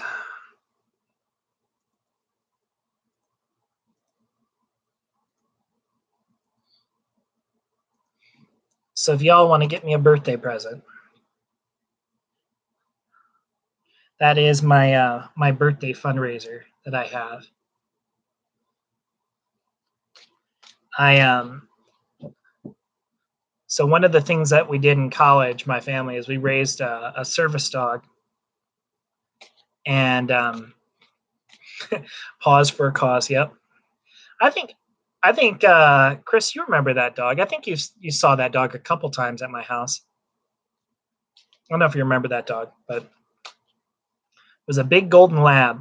But anyway, her name was Muffin, and she passed away about a month ago. She had to be put down, and I decided that because she she meant so much to my family and she did so much good, I decided that that was going to be my birthday fundraiser this year. Uh, was for that purpose because she she was such a stubborn dog. Oh my goodness gracious. I'll tell you guys a funny story about Muffin here. I So my profile picture on Facebook, it's me holding the dog when she was a puppy. And it was probably maybe 3 months after we got her, maybe 3 months. But my parents and my little sister Roxy came up to see me in college. It was my mom and Roxy, my little sister. And they had um, my black dog's name was Shadow. Blind as a bat dog. Love that dog, but Shadow was my pup. Um, but anyway, so they were coming up to visit me in college, and I'm just shuffling for your reading, Maria, if you're wondering what I'm doing. Uh, but they were coming up. Roxy and my mother were coming up to visit me in college, and I was singing in a men's glee club, and we were giving our Christmas performance. And one of the songs in the performance was a song called "Awakening," and in the chorus, it's around where it's four parts of a bass, a baritone, and two tenors, and we're singing this phrase "Awake, awake" in a round. And anyway, all of a sudden, in the middle of the round, you hear laughing, and you just hear laughing, and nobody knows what it is. The conductor turns around and looks and just kind of goes back into it. Anyway, what the laughing was as our chorus was singing the phrase "Awake, awake," um, Muffin was snoring loudly in the concert hall, like loud dog snoring, like you could hear it 100 feet away, um, snoring. So anyway, this is just when Muffin was a puppy, and she had her service vest on, and I remember I remember after the concert, my conductor or the director, excuse me, realizes that that service dog is mine, and he gives me just the dirtiest look on God's green earth. I mean, you could have melted paint off the walls look, and it was it was the funniest thing ever.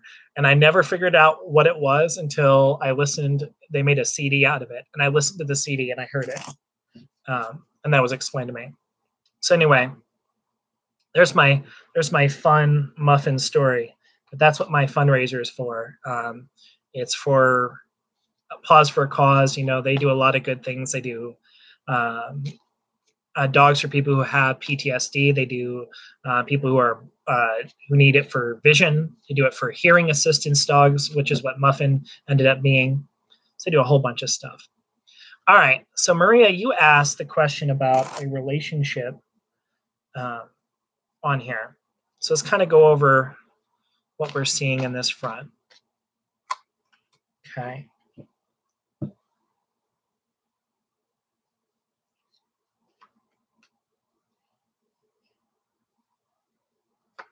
Yeah.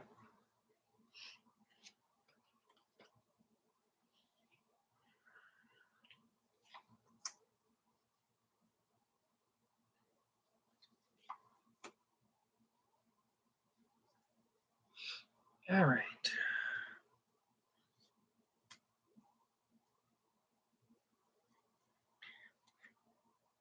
Wow, you are so ready for a relationship. Holy cow. It is. You guys will laugh when I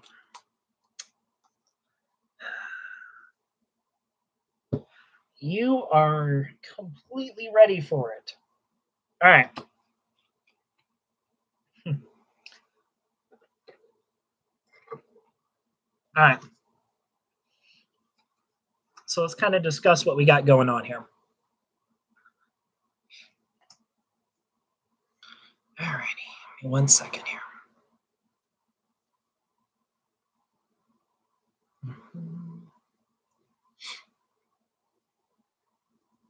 All right.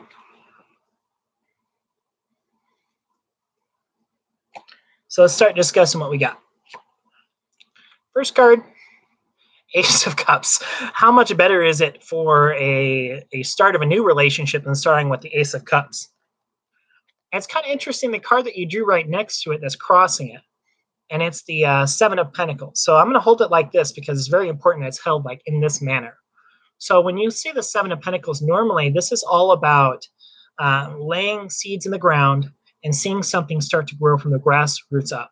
And the seven is actually when you can start seeing things really, really show themselves. Like you start seeing the fruits of your effort.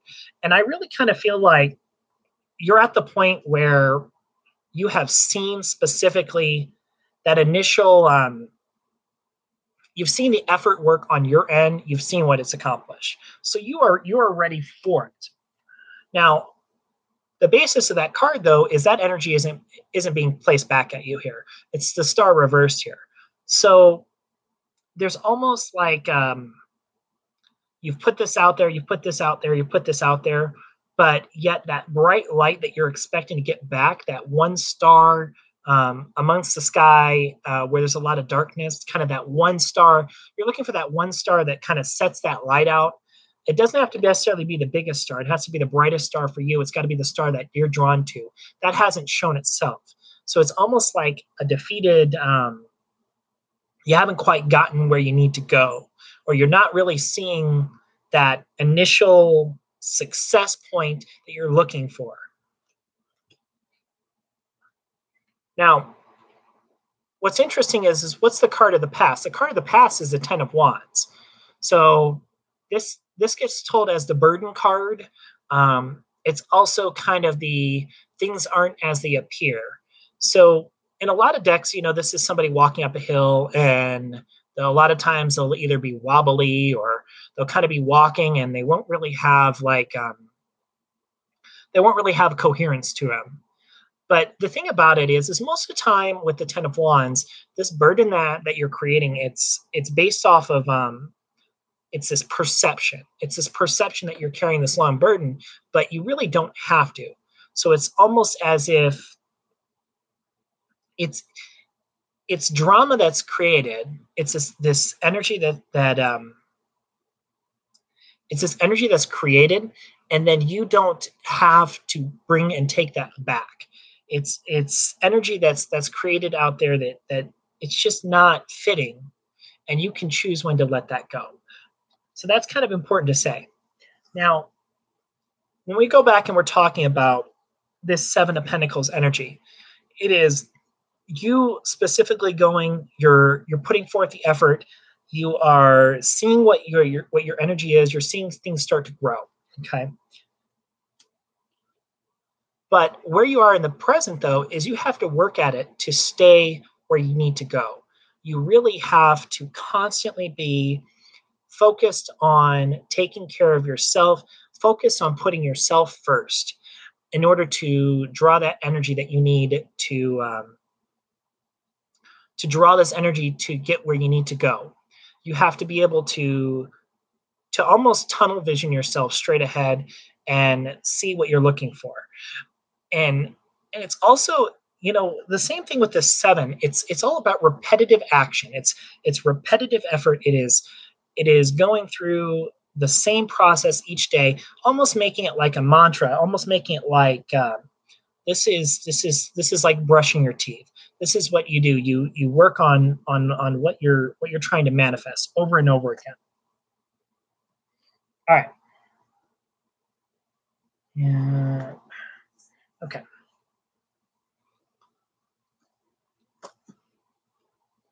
Now, the problem is, though, and this goes back to what we were initially saying here, is the timing just sucks.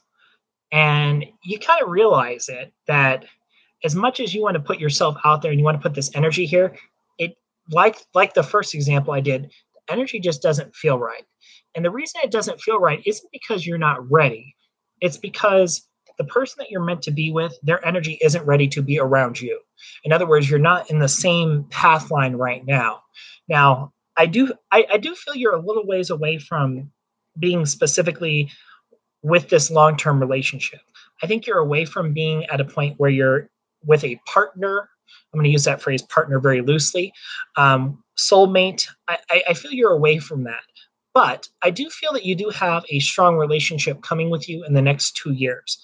I feel it's about a little over 2 years, um, 2 years and about 2 months. So about 20. I'm getting 24, 26 months right around there, which puts it right around 2020, right? August, September. That's going to be the next pivotal relationship that you have. And specifically, I'm going to talk with you about what I'm getting on it. I'm feeling that it is a long time. I agree. I feel like this person is going to be a really athletic person. It's going to be a very tall and lanky person. But I feel like where their connection is going to be with you is they're going to kind of bump into you. I feel like it's going to be an interaction where your spaces just kind of go like this, and it's going to be kind of one of those things where you just have the habit of seeing this person a couple times, and then you kind of make that connection. I feel like you're going to have that relationship for a while. I don't think it's your partner base, but I think it's a good relationship that you have to have soul path wise. And I will tell you, I'm getting the name Aaron, is the name that I'm getting. An a name. I'm feeling Aaron is what I'm being drawn to. So either Aaron first name, Aaron middle name. There's a connection with Aaron. Aaron, Aaron. So when we're talking here, you, your heart is so out there in this space where you're just asking for that energy. You're just putting it out there, and your heart's there, and it's exposed, and that's great. Like it's your energy's there, but what is around your space though? So this is kind of what energy you're putting out there, and everything else around you is just kind of like it's basically just the universe not really it's the universe isn't ready for this particular event to happen. So that's kind of this is kind of like everything coming at. So this is basically everybody around, and it's almost it's just really it's all about specifically things overwhelming energy around you. So I don't want to tell you that things like this aren't going to happen. I don't want to say that. I don't want you to close your heart out for love and experience. What I'm trying to say is the next meaningful relationship that you're supposed to have in your life path is this one that's 24, 26 months away. 2020, August, September. Like it's going to be those. So the first meeting is going to be mid August, and then it's going to go into September when you'll see that person again. All right. Hope or fear is going to be the Six of Swords reversed here. So, where this would be a hope, this would be talking about success. This would be talking about going against the odds, overcoming the odds, moving ahead, traveling, progressing. This is talking about a fear of that not happening. This is a fear of sinking and failing here. Um, Now, what's important to know though is that this hasn't manifested yet. This is kind of like that back undercurrent energy, and you can choose whether or not you allow that energy to consume or not. So, last but not least, you ended on a good card, and you ended on the card of the Ten of Cups, which is the end result for you is when you put yourself out there and you find that person that you're meant to be with, you are going to have the possibility of having what is deep in your heart and what you're pushing out with that Seven of Pentacles energy, what you're pushing out with that Eight of Pentacles energy. Uh, you're going to have those things. You're going to start seeing things that are going to be successes rather than failures. And it's all about when the time is right. Like right now, the time isn't right. And it's not that you're not ready, it's that the universe isn't ready to share that person in your space. So that's kind of my reading for you that I have. And if you have any questions, I'm happy to answer them for you too, Maria.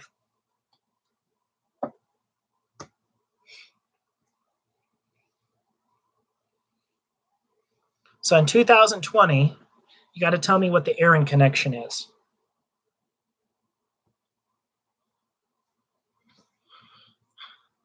I'm depending on you to tell me what the Aaron connection is going to be in 2020 because it was a very distinct. Um, I hope I can at least have an affair or something. Well, I think you're going to have a little relationship. I think you're going to have a little bit of fun here and there. I don't think it's going to be like full blown. It's not going to. It's not going to be like life dependent energy where this is all that it's supposed to be. I just don't see that. Anyway, alrighty, let's see what we got going on here.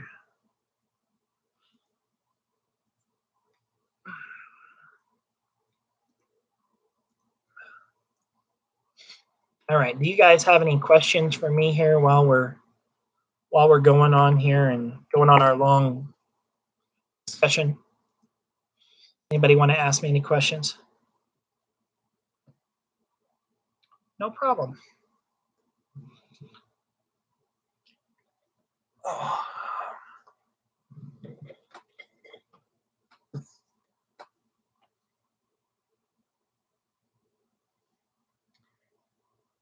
Nothing wrong with having a little bit of fun. I agree. Gotta have fun. Gotta have fun for sure. All right.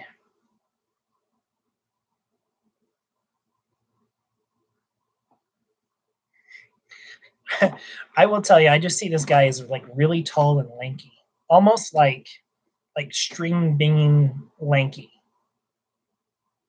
That's the best way I can describe it to you. And I'm seeing that he's going to have almost like a dark blonde sandy color hair, like almost a mixture between like a blonde almost into a brown, like kind of like that golden. I'm trying to think of the best way of describing it. But anyway, I feel like it's going to be one of those things that you know when you chance bump in. Anyway, John, I think you are up here unless I missed somebody.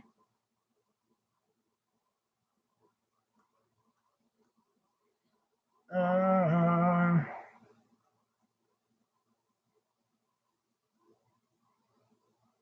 can you repeat the description? Tall, lanky. There's a connection with the name Aaron. So Aaron is either a middle name, like a middle family name, or there's a connection to the name Aaron, Aaron.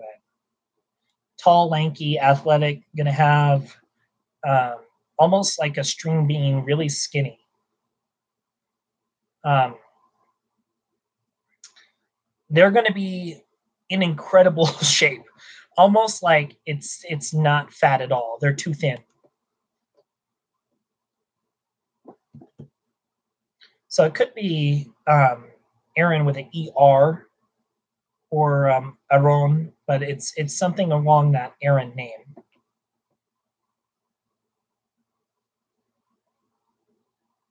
It's something connected with that.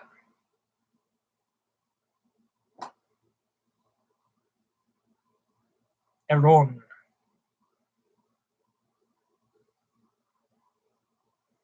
26 months away though, Maria. Ways away. 25, 26 months.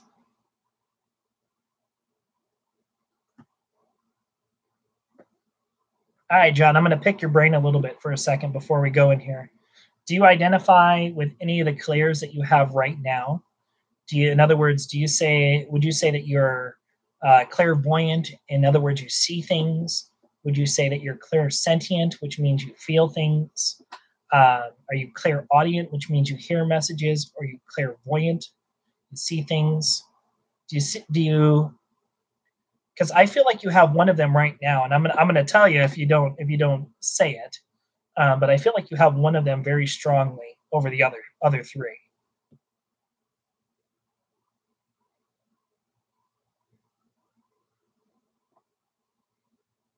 I'll give you a hint. It's the most common of all the clairs, but it's also probably the most. It's probably the most frustrating to have out of all of them, to be honest.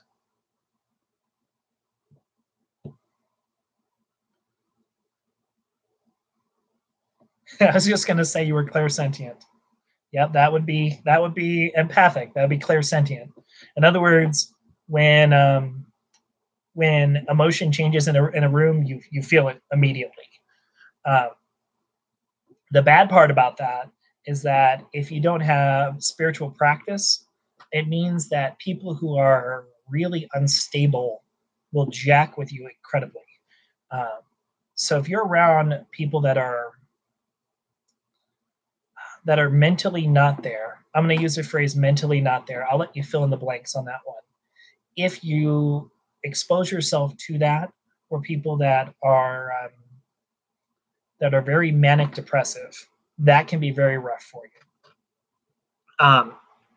As far as gifts that you have, I think everybody has all gifts. Really, it's just a matter of learning how to how to how to really kind of channel it. Um, as far as the main thing, I think one of the things that you really have the ability to do that you're going to kind of discover is you have your way of pushing energy and pulling energy back. So you can manipulate the space around you a lot easier than other people. And this happens when you take care of yourself and you put yourself in a good meditative space. You are allowing yourself to be able to do that. You have to have yourself in that space in order to do it. As far as gifts beyond that, I let me see what I'm getting here.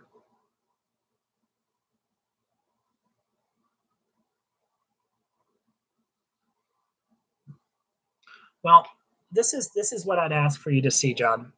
Is when you say the phrase it was the worst. That's taking a gift and making it a nightmare. Um, it is it's putting a negative connotation over receiving a message or an impression from spirit. You're basically putting a caveat that every time you receive a message or you receive that, it's negative. Um,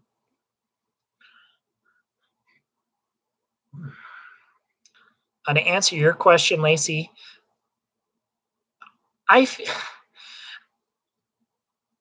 I feel this is how I would say this. As a reader, I feel like some people don't put themselves in the correct space to read. In other words, the best way I can describe it is going to a spirit fair where they have readings for 3 days. This is what happens if you go to a spirit fair, because there'll be 3 days. There'll be a Friday, a Saturday, and Sunday. If you go on a Friday, there'll be so much energy in the room, it will overwhelm you.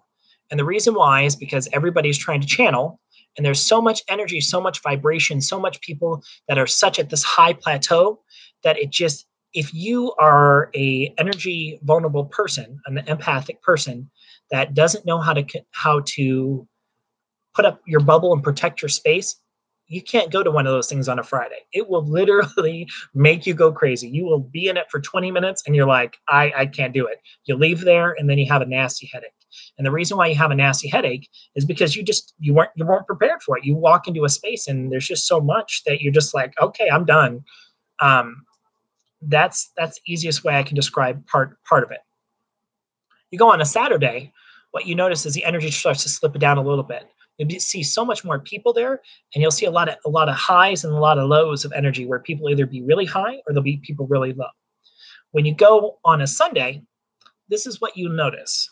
And I say Sunday because Sunday is an important day for the message I'm trying to give you here. So what you'll notice on Sunday is you'll notice that there's so many people that are readers that are trying to connect, and they're so drained from doing readings from 2 or 3 days and not taking care of their body that they look like absolute shit. And if you know people, like I know quite a few readers here in the Denver area, it's painful to watch, because I can tell how tired they are. I can tell how much they don't take care of themselves because they don't. There's more to giving readings than than just drinking a lot of water and clearing your decks. You have to prepare your mind to give that message, and then you also have to, when you're done, shut off that point. Um, Readers, you have to balance a line between having messages and agreeing to have things come through, and then saying, nope, I need my space. I'm done with messages right now. So, um, yeah, that's where we're going to go on that front. Um,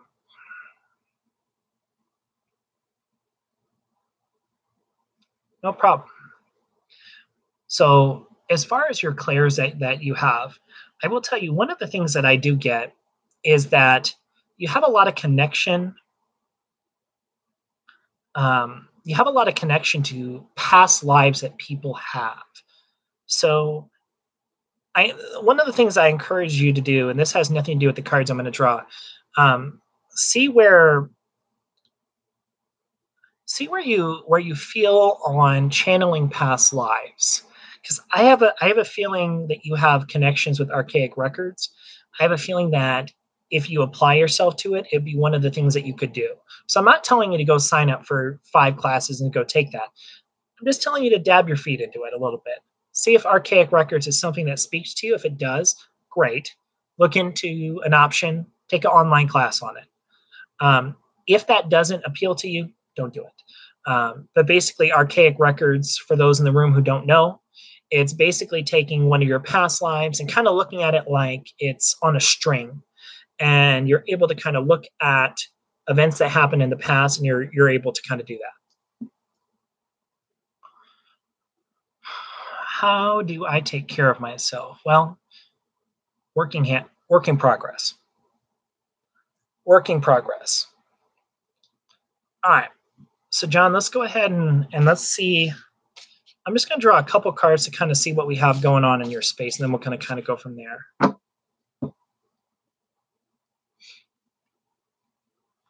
And do we have anybody in the room I haven't read for yet? Anybody in the room I haven't read for yet? Make your presence known if you want a reading from me. Because we've been going almost 2.5 hours. I owe you one. Why do I owe you one, Tiffany? I gave you a reading before. Do I owe you one? I don't remember what I owe you one for.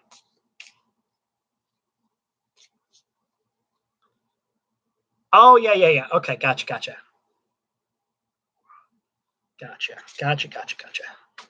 Okay. Yeah, I know now. Sorry. My apologies. Hold on here. Hold on here. do something real quick because I have to do it here.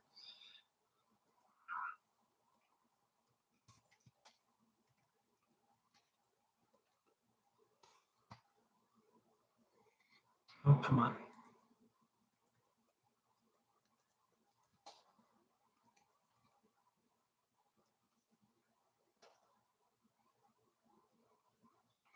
Oh, I said archaic. I meant Akashic.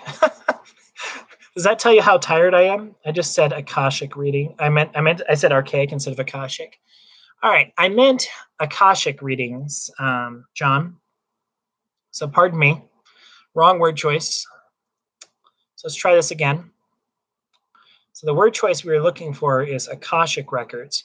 And if you'd like to know what this is, there's a link to it.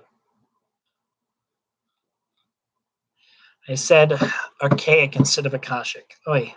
I think it's because I say the word archaic a lot.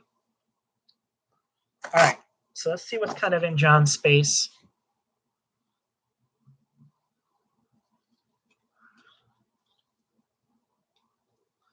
All right.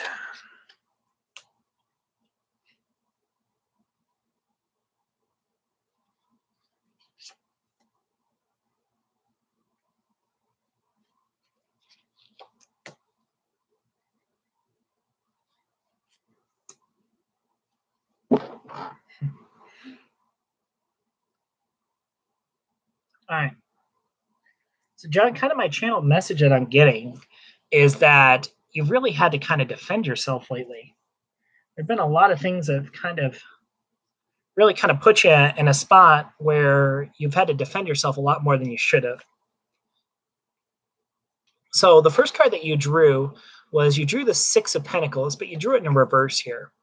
So, the Six of Pentacles normally it talks about it's the giving card. It's meaning it's better to give than to receive. It normally has a guy, he's holding out change that he's giving. It's talking about how you gain more energy by throwing something out, by doing something selfless than you do when you're receiving that stuff. So that, in other words, you're the true gift here. But what is crossing it here in this case? Because this is important. It's the Five of Cups, and what's kind of interesting is the Five of Cups is really a perspective card. It's the glass is either half full or it's half, or if it's spilled over. It's one of the two.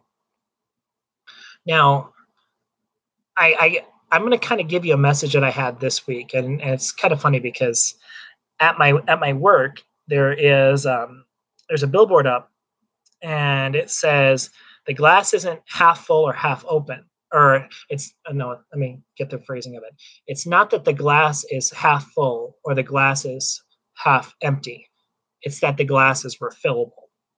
That's the phrase that's at my work, and it's really kind of an interesting spin on it, um, because we all have that ability to gain energy, to gain emotion on it, um, but we also have that ability to kind of go within and kind of take our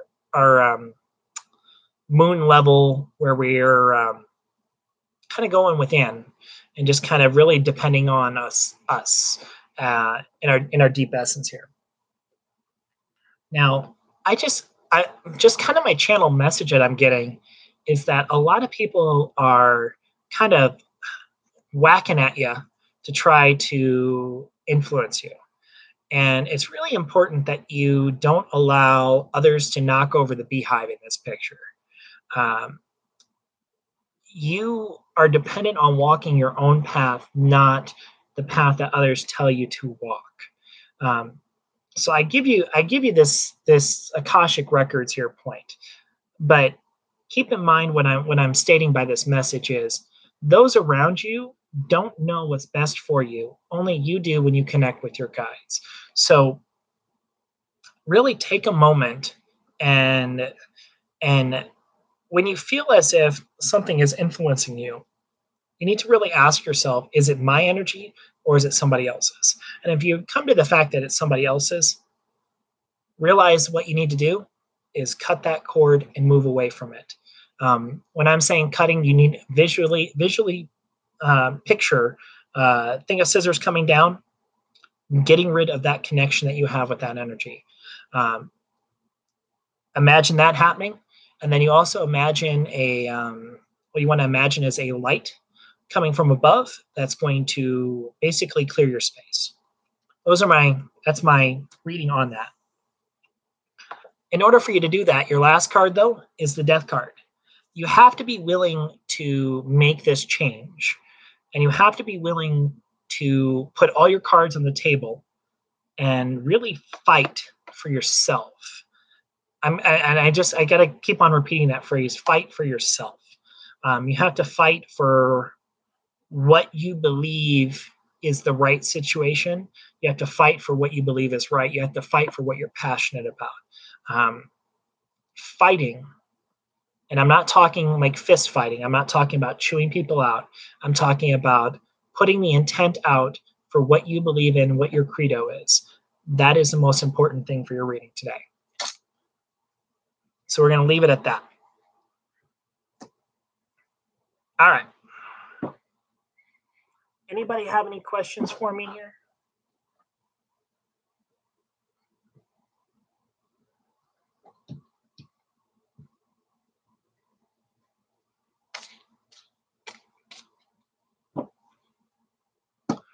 So guys, don't forget to subscribe to my channel. I'm going to go ahead and Tiffany, you are my last reading of the night, unless somebody else comes in that I haven't given a reading for. So if you haven't gotten a reading from me today and you would like a reading, you just need to point that out in the channel and I'll get to you. If not, Tiffany, you're my last reading for today.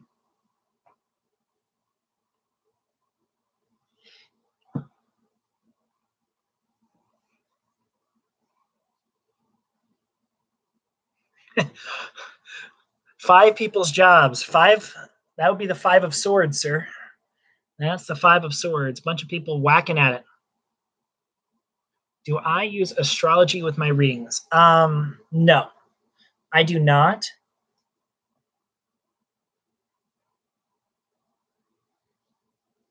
Linda, I didn't even know where you were here.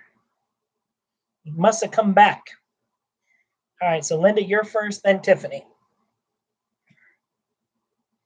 All right, guys, I'm gonna give A, B, C, or D. Which deck should I use for Linda? A, B, C, or D?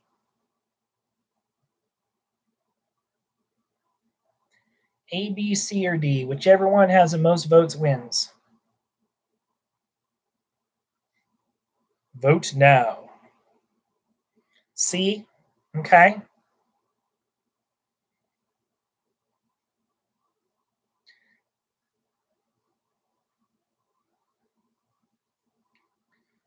That looks like 2 for D.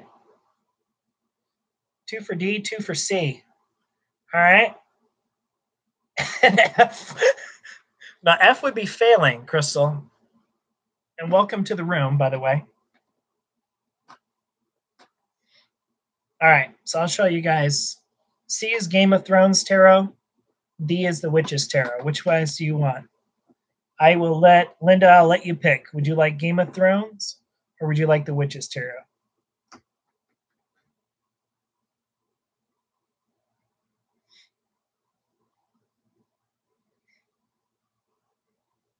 Because you said A, which is the Oshazan, which nobody else picked. So if you are insistent,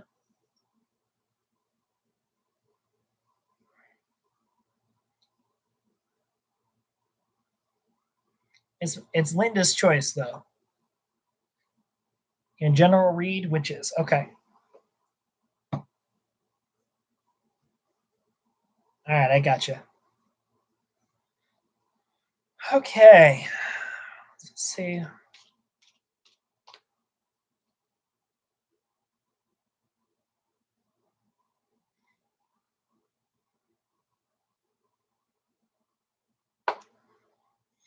All right, let's see what we have for Linda.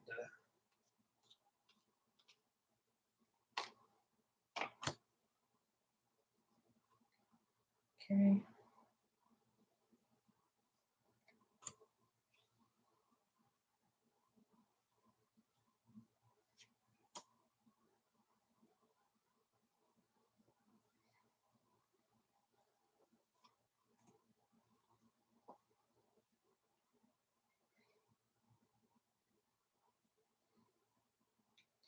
Okay, so channel message for you is you need to recharge, sister. That is primary objective number one for you is you need to recharge yourself like immediately. Hey Kim, so let's kind of talk about just kind of my general message that I have here. So I'm going to tell you what I saw here before I drew cards. I'm going to tell you what my channel message is.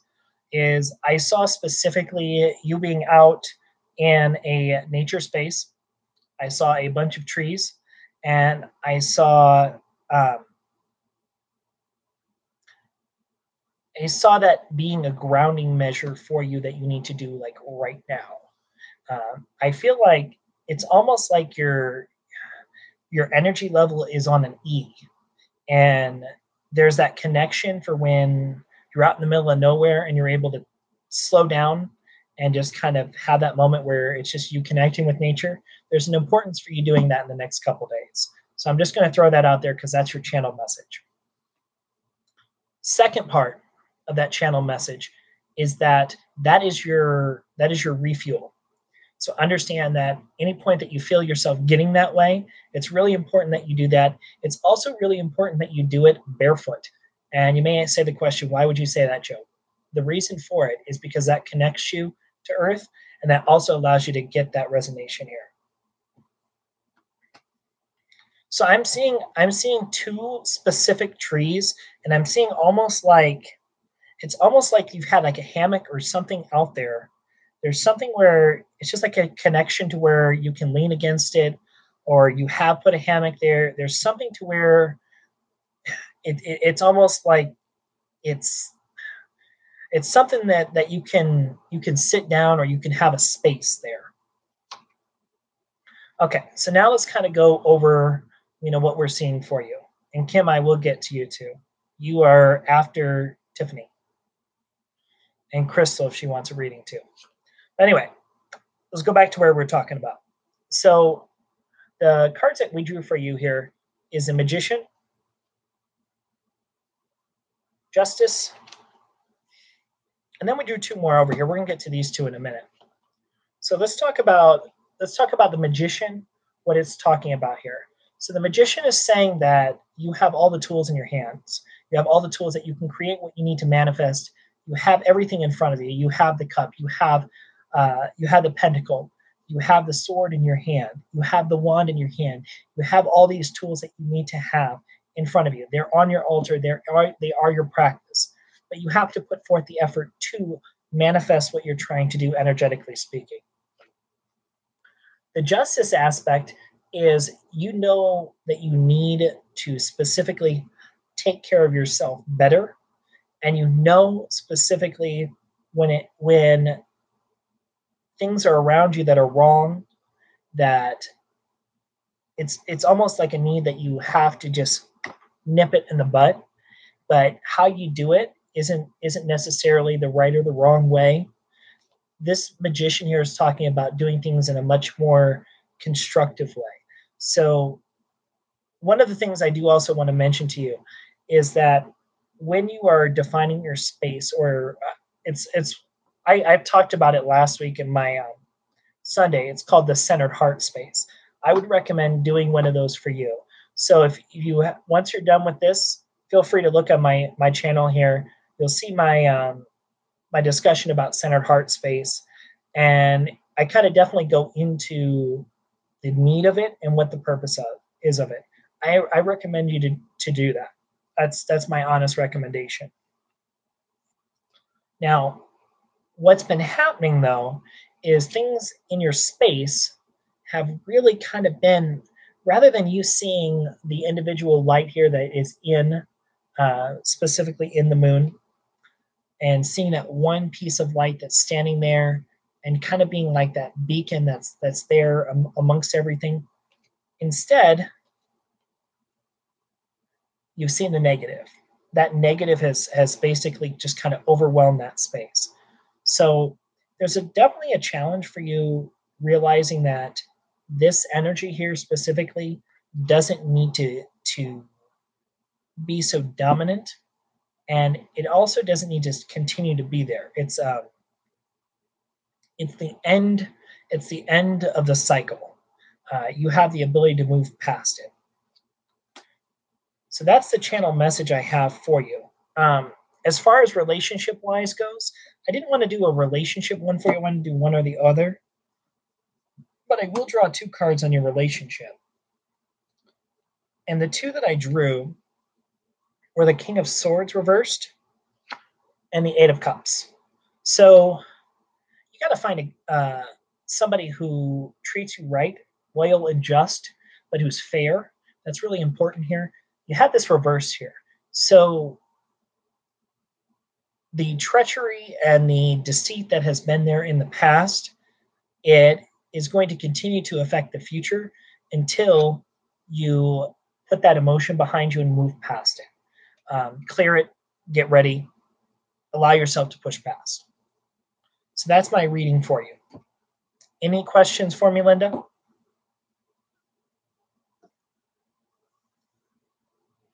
don't know why I'm seeing a hammock. It's almost like I see like a it's almost like it's just like attached. It's attached to these two. I'm seeing two trees.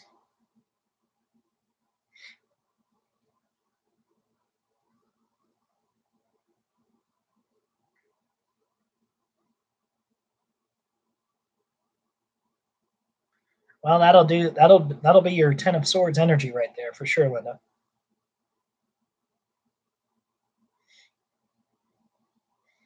We got empaths in the room galore.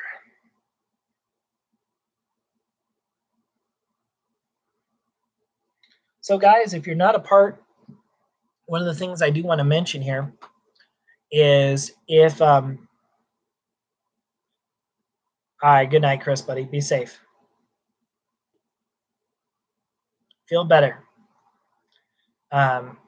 Is guys, if you want to know a little bit about what I do and or kind of learn some of the things that I'm talking about here, I do want to kind of let you know what I do here. I talk a lot on my page, and I'm going to go ahead and share it. Feel free, definitely to subscribe to either my YouTube channel, and you can see me when I go live, or if you want to interact on Facebook, there's my Facebook group that I do run. It's all about raising your vibration. It's about learning your gifts slowly but surely, doing things your own way without judgment. Alrighty, so let's go. Tiffany, you want the Witch's Tarot? Do you want the Witch's Tarot too? I need to clear that energy because I don't want your energy going through there. Can you describe the new guy coming into my life soon?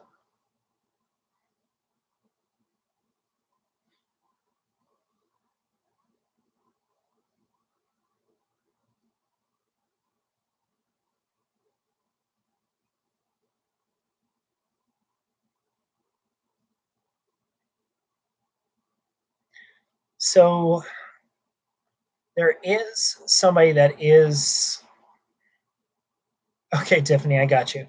There is somebody right now who is around your space that is interested in you, Linda. But one of the things I do want to point out is that their presence isn't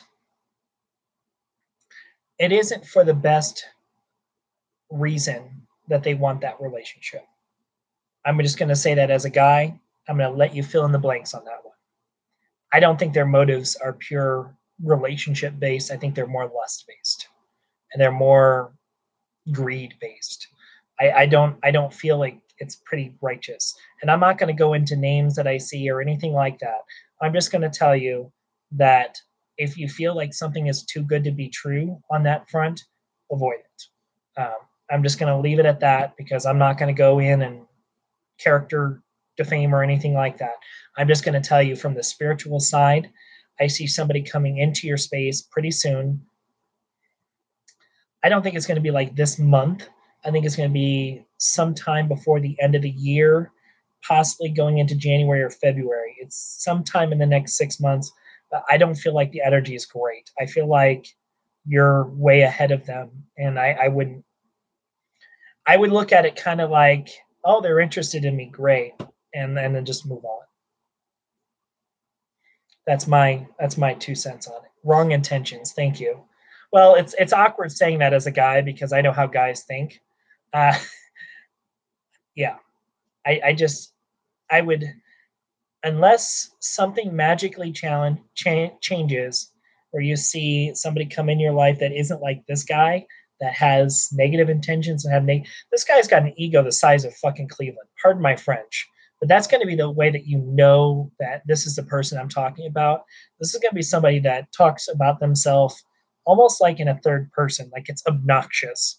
Like they're with people and they're like, well, back in, and they'll describe something that they did and it's an accomplishment. That's it. That person has the ego a size of Cleveland. That's the best way I can describe it. It's all about them wanting to be the light in the relationship and it's all about me. So when that happens, just be cautionary, because there's nothing good that comes out of that. But just ego the size of Cleveland. I'm just gonna leave it. Ginormous ego. No. All right, that's better. All right. So Tiffany, let's see how your next 3 months are going to line up here. And I'm being told not to read reversals on this reading, so I'm not going to. Okay.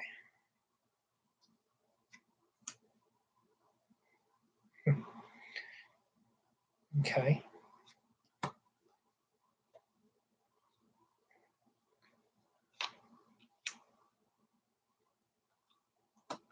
So you know what I'm saying when I'm talking about the ego the size of freaking Cleveland? That's what I mean. If you look at it and you're like, yeah, that dude's got an ego, that's the person I'm talking about. Ginormous ego.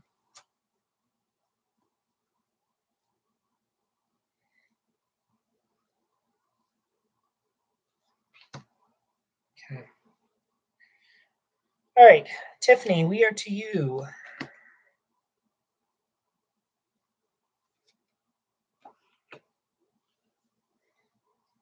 Okay. Tiffany, are you applying for work right now? Are you trying to do a career change or a job change right now? Because I see something coming into your space next month. So are you looking for new work right now?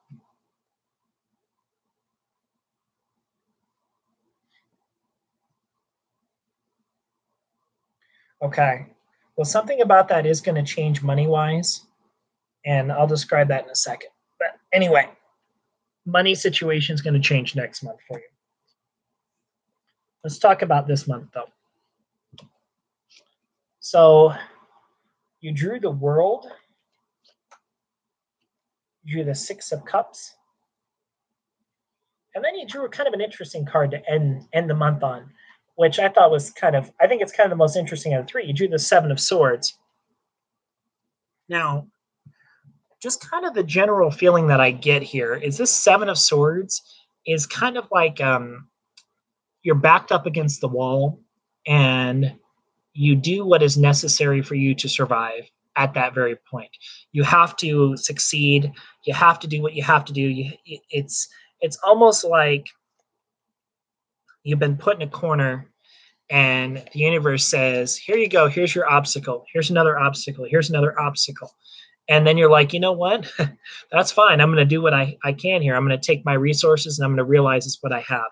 Now, it's interesting that this is the card in the middle, though, the Six of Cups, because this is talking about, just really having like some playful energy right now. And it's really kind of important for you. And the message I'm getting is not to take yourself seriously. That I'm getting the phrase "not take yourself seriously." Really, almost make a joke of yourself. Just kind of be witty. Just not so focused on that end goal. I believe this world that you're putting on is you're trying to go from from one stage of development, and you're seeing like vibration levels like here and like here, and you're trying to get there without going through the first baby steps. So it's almost as if you can get there, but you have to progress a little bit at a little bit. You have to take that and start with that little bit of joy, that little bit of accomplishment, and slowly raise your vibration level rather than try and go from a 0 to an 8 on a 10 scale. Like you're not gonna be able to do that. So really kind of work on I'm just gonna go back to the phrase I say, not taking yourself seriously. It's important. So next month, the reason why I said have a new job is because your money situation changes. So you had the King of Pentacles on here. And then the interesting card that you had, and this was actually reversal when I drew it, you had the so you had the King of Pentacles and then you had the Six of Pentacles. So the King of Pentacles is all about, the money space that you have. It's normally the boss card. That's normally like if you're taking an interview, that is what that refers to. It symbolizes your interaction with the boss, your point of leadership. Um, how they feel about you is normally indicative on there. But I think for you, the six here is just looking at it in a different way. Good night, Jennifer. It could be. It could be. Um, one of the things that I did mention here is with the six, it's all about the guidance giving, but there's intent behind it. So I also kind of feel like there is people that are trying to help you, but it's not really help how it's coming across. It's almost like a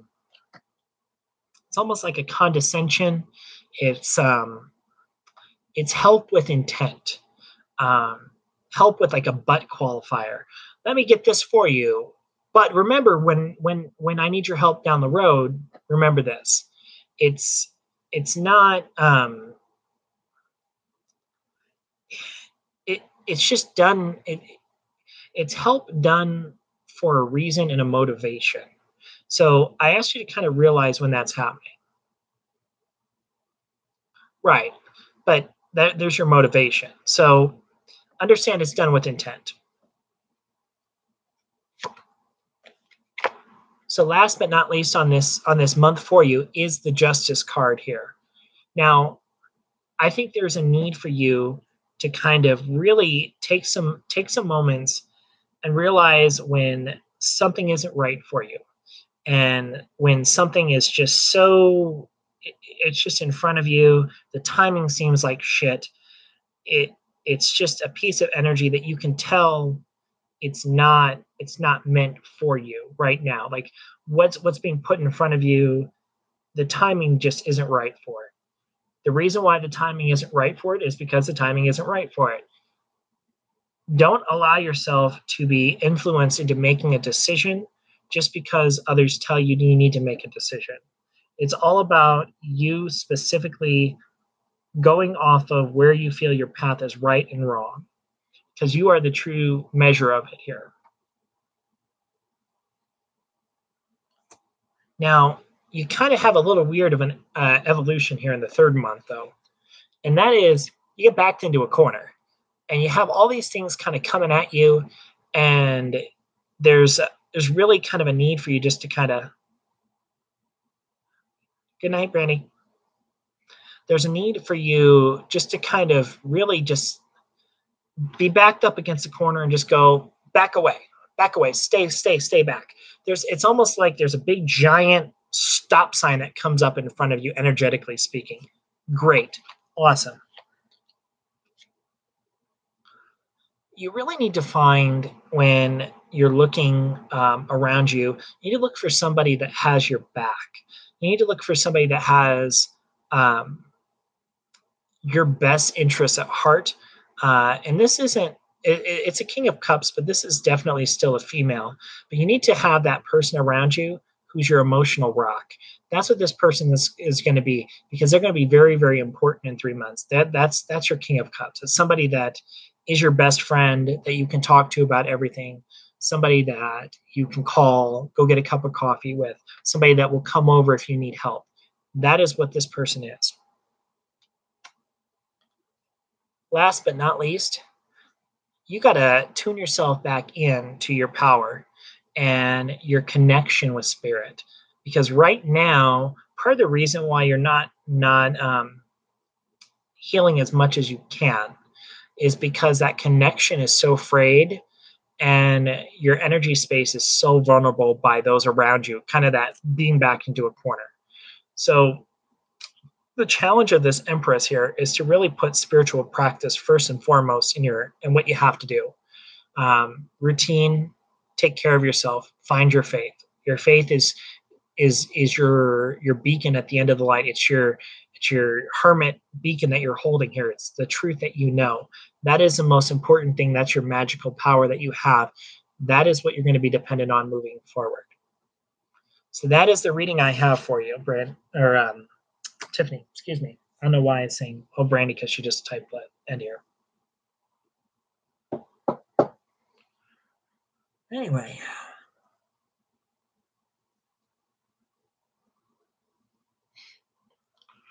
Anybody have any questions on that for me?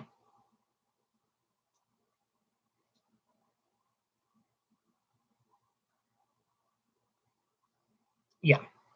July, August, September. Yep. You got it. Kim, are you still in the room?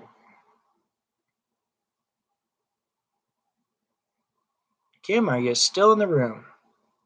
This has been a long session. Holy cow, I've almost streamed for 3 hours. Whew. Boy, vaisies.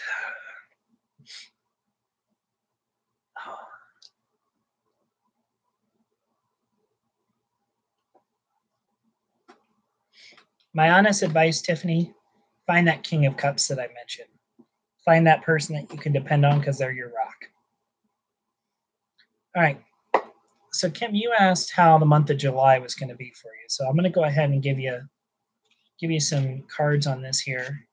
And I will tell you, I'm not going to do a full Celtic cross here because I do want to be out of here before 3 hours. I'm at 2:48 right now. So let me kind of let's go over and see what we got for you here, though. I'm just being honest with you, Kim. I've almost streamed for 3 hours here, and I got to go to a rally in the morning.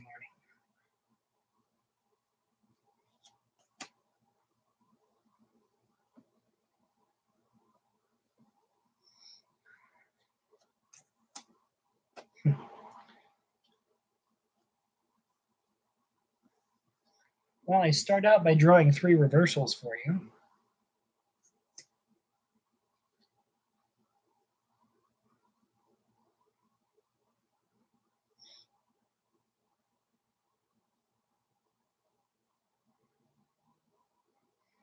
Yeah, it's on this. It's on one of my Sunday ones.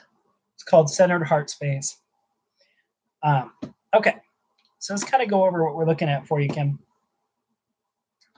You really kind of need to heal yourself right now. That's the month of July. First channel message for you is right now you're not taking good care of yourself. You got to put yourself first.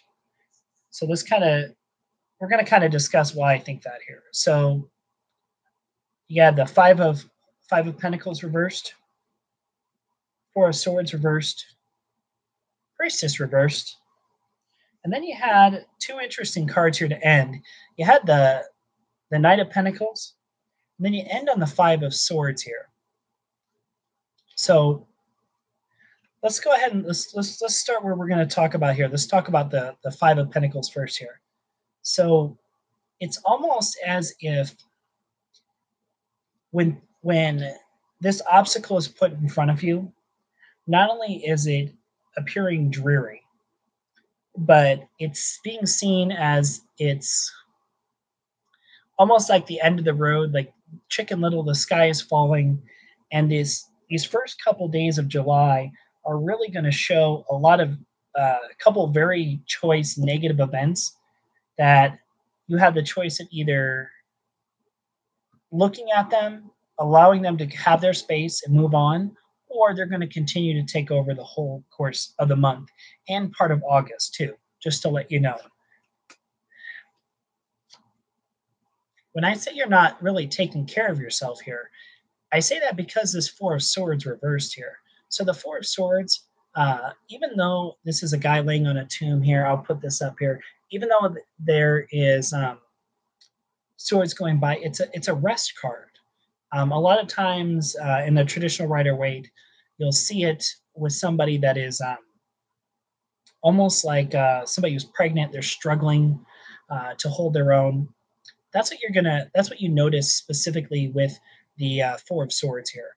So when it's in a reversal, though, it's almost like it's the necessity is to not do this. It is, well, I need to focus on A, B, and C rather than take care of myself. But the the problem is that if your energy pictured as like a cup, if you have nothing left, um, and you don't refill your cup, you have no energy to give to others. So it's almost like you are limiting your ability, which is the high priestess or the high priestess reversed here. So it's almost like you have this ability to kind of be that spiritual beacon, to be that spiritual light, but you're so drained by not taking care of yourself and having this point here that that's influencing it. So that's my honest 2 cents on it. Realize that in order for you to help others, you have to help yourself first and foremost and have that energy to give. Now, the Knight of Pentacles here, this is saying that it's okay to walk forward and it's okay to be defensive, but know that it's okay to let your armor down a little bit. So this is Brienne of Tarth here in this picture, and I'll go ahead and put it up here. And she's a really interesting character in Game of Thrones because you start the series, and um, she's a female knight that's um, basically been disowned by her family, and she decides that she wants to be a knight. So in the first season, she ends up winning a tournament, and um, her only wish is to be in the King's Guard, to be one of the guys tasked with protecting the king. That's the most important thing to her. It's her mission. It's her life path. It's her soul path. But slowly, then the king dies, and she has a lot of soul searching that she does, where she finds another family, which is the Starks, one of the main, and she swears an oath to be the protector of their kids. And it's kind of basically what this is here. Is it's saying it's okay for you to physically go out there, it's okay for you to protect, but make sure you're protecting yourself in the same token.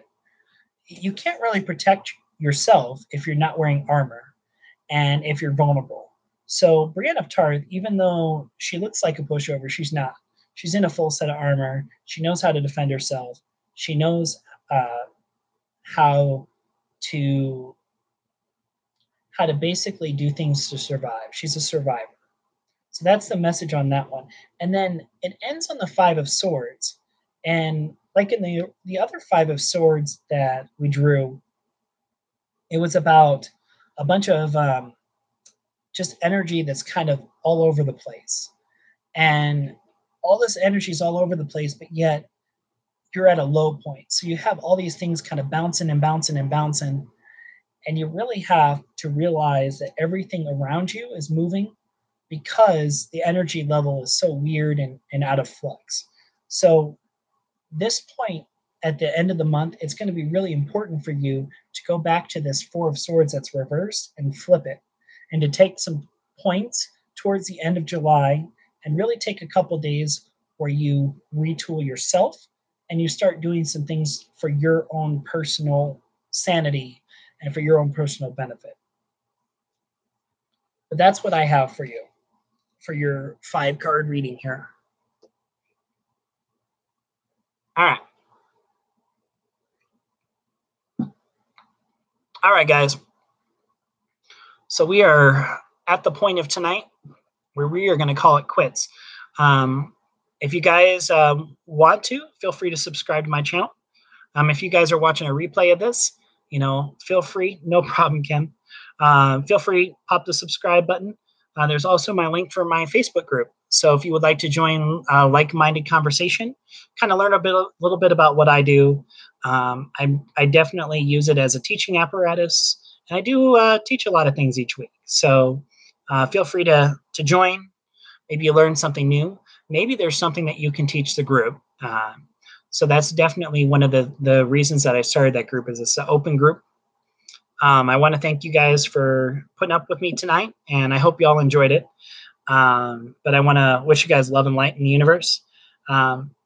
Really just kind of remember, just kind of overall general channel message, take care of yourself first and foremost. Really kind of put yourself out there.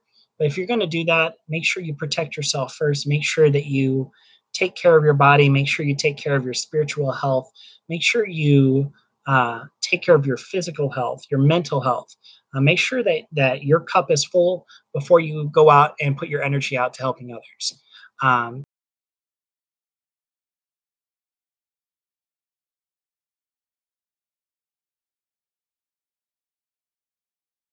Have a good one.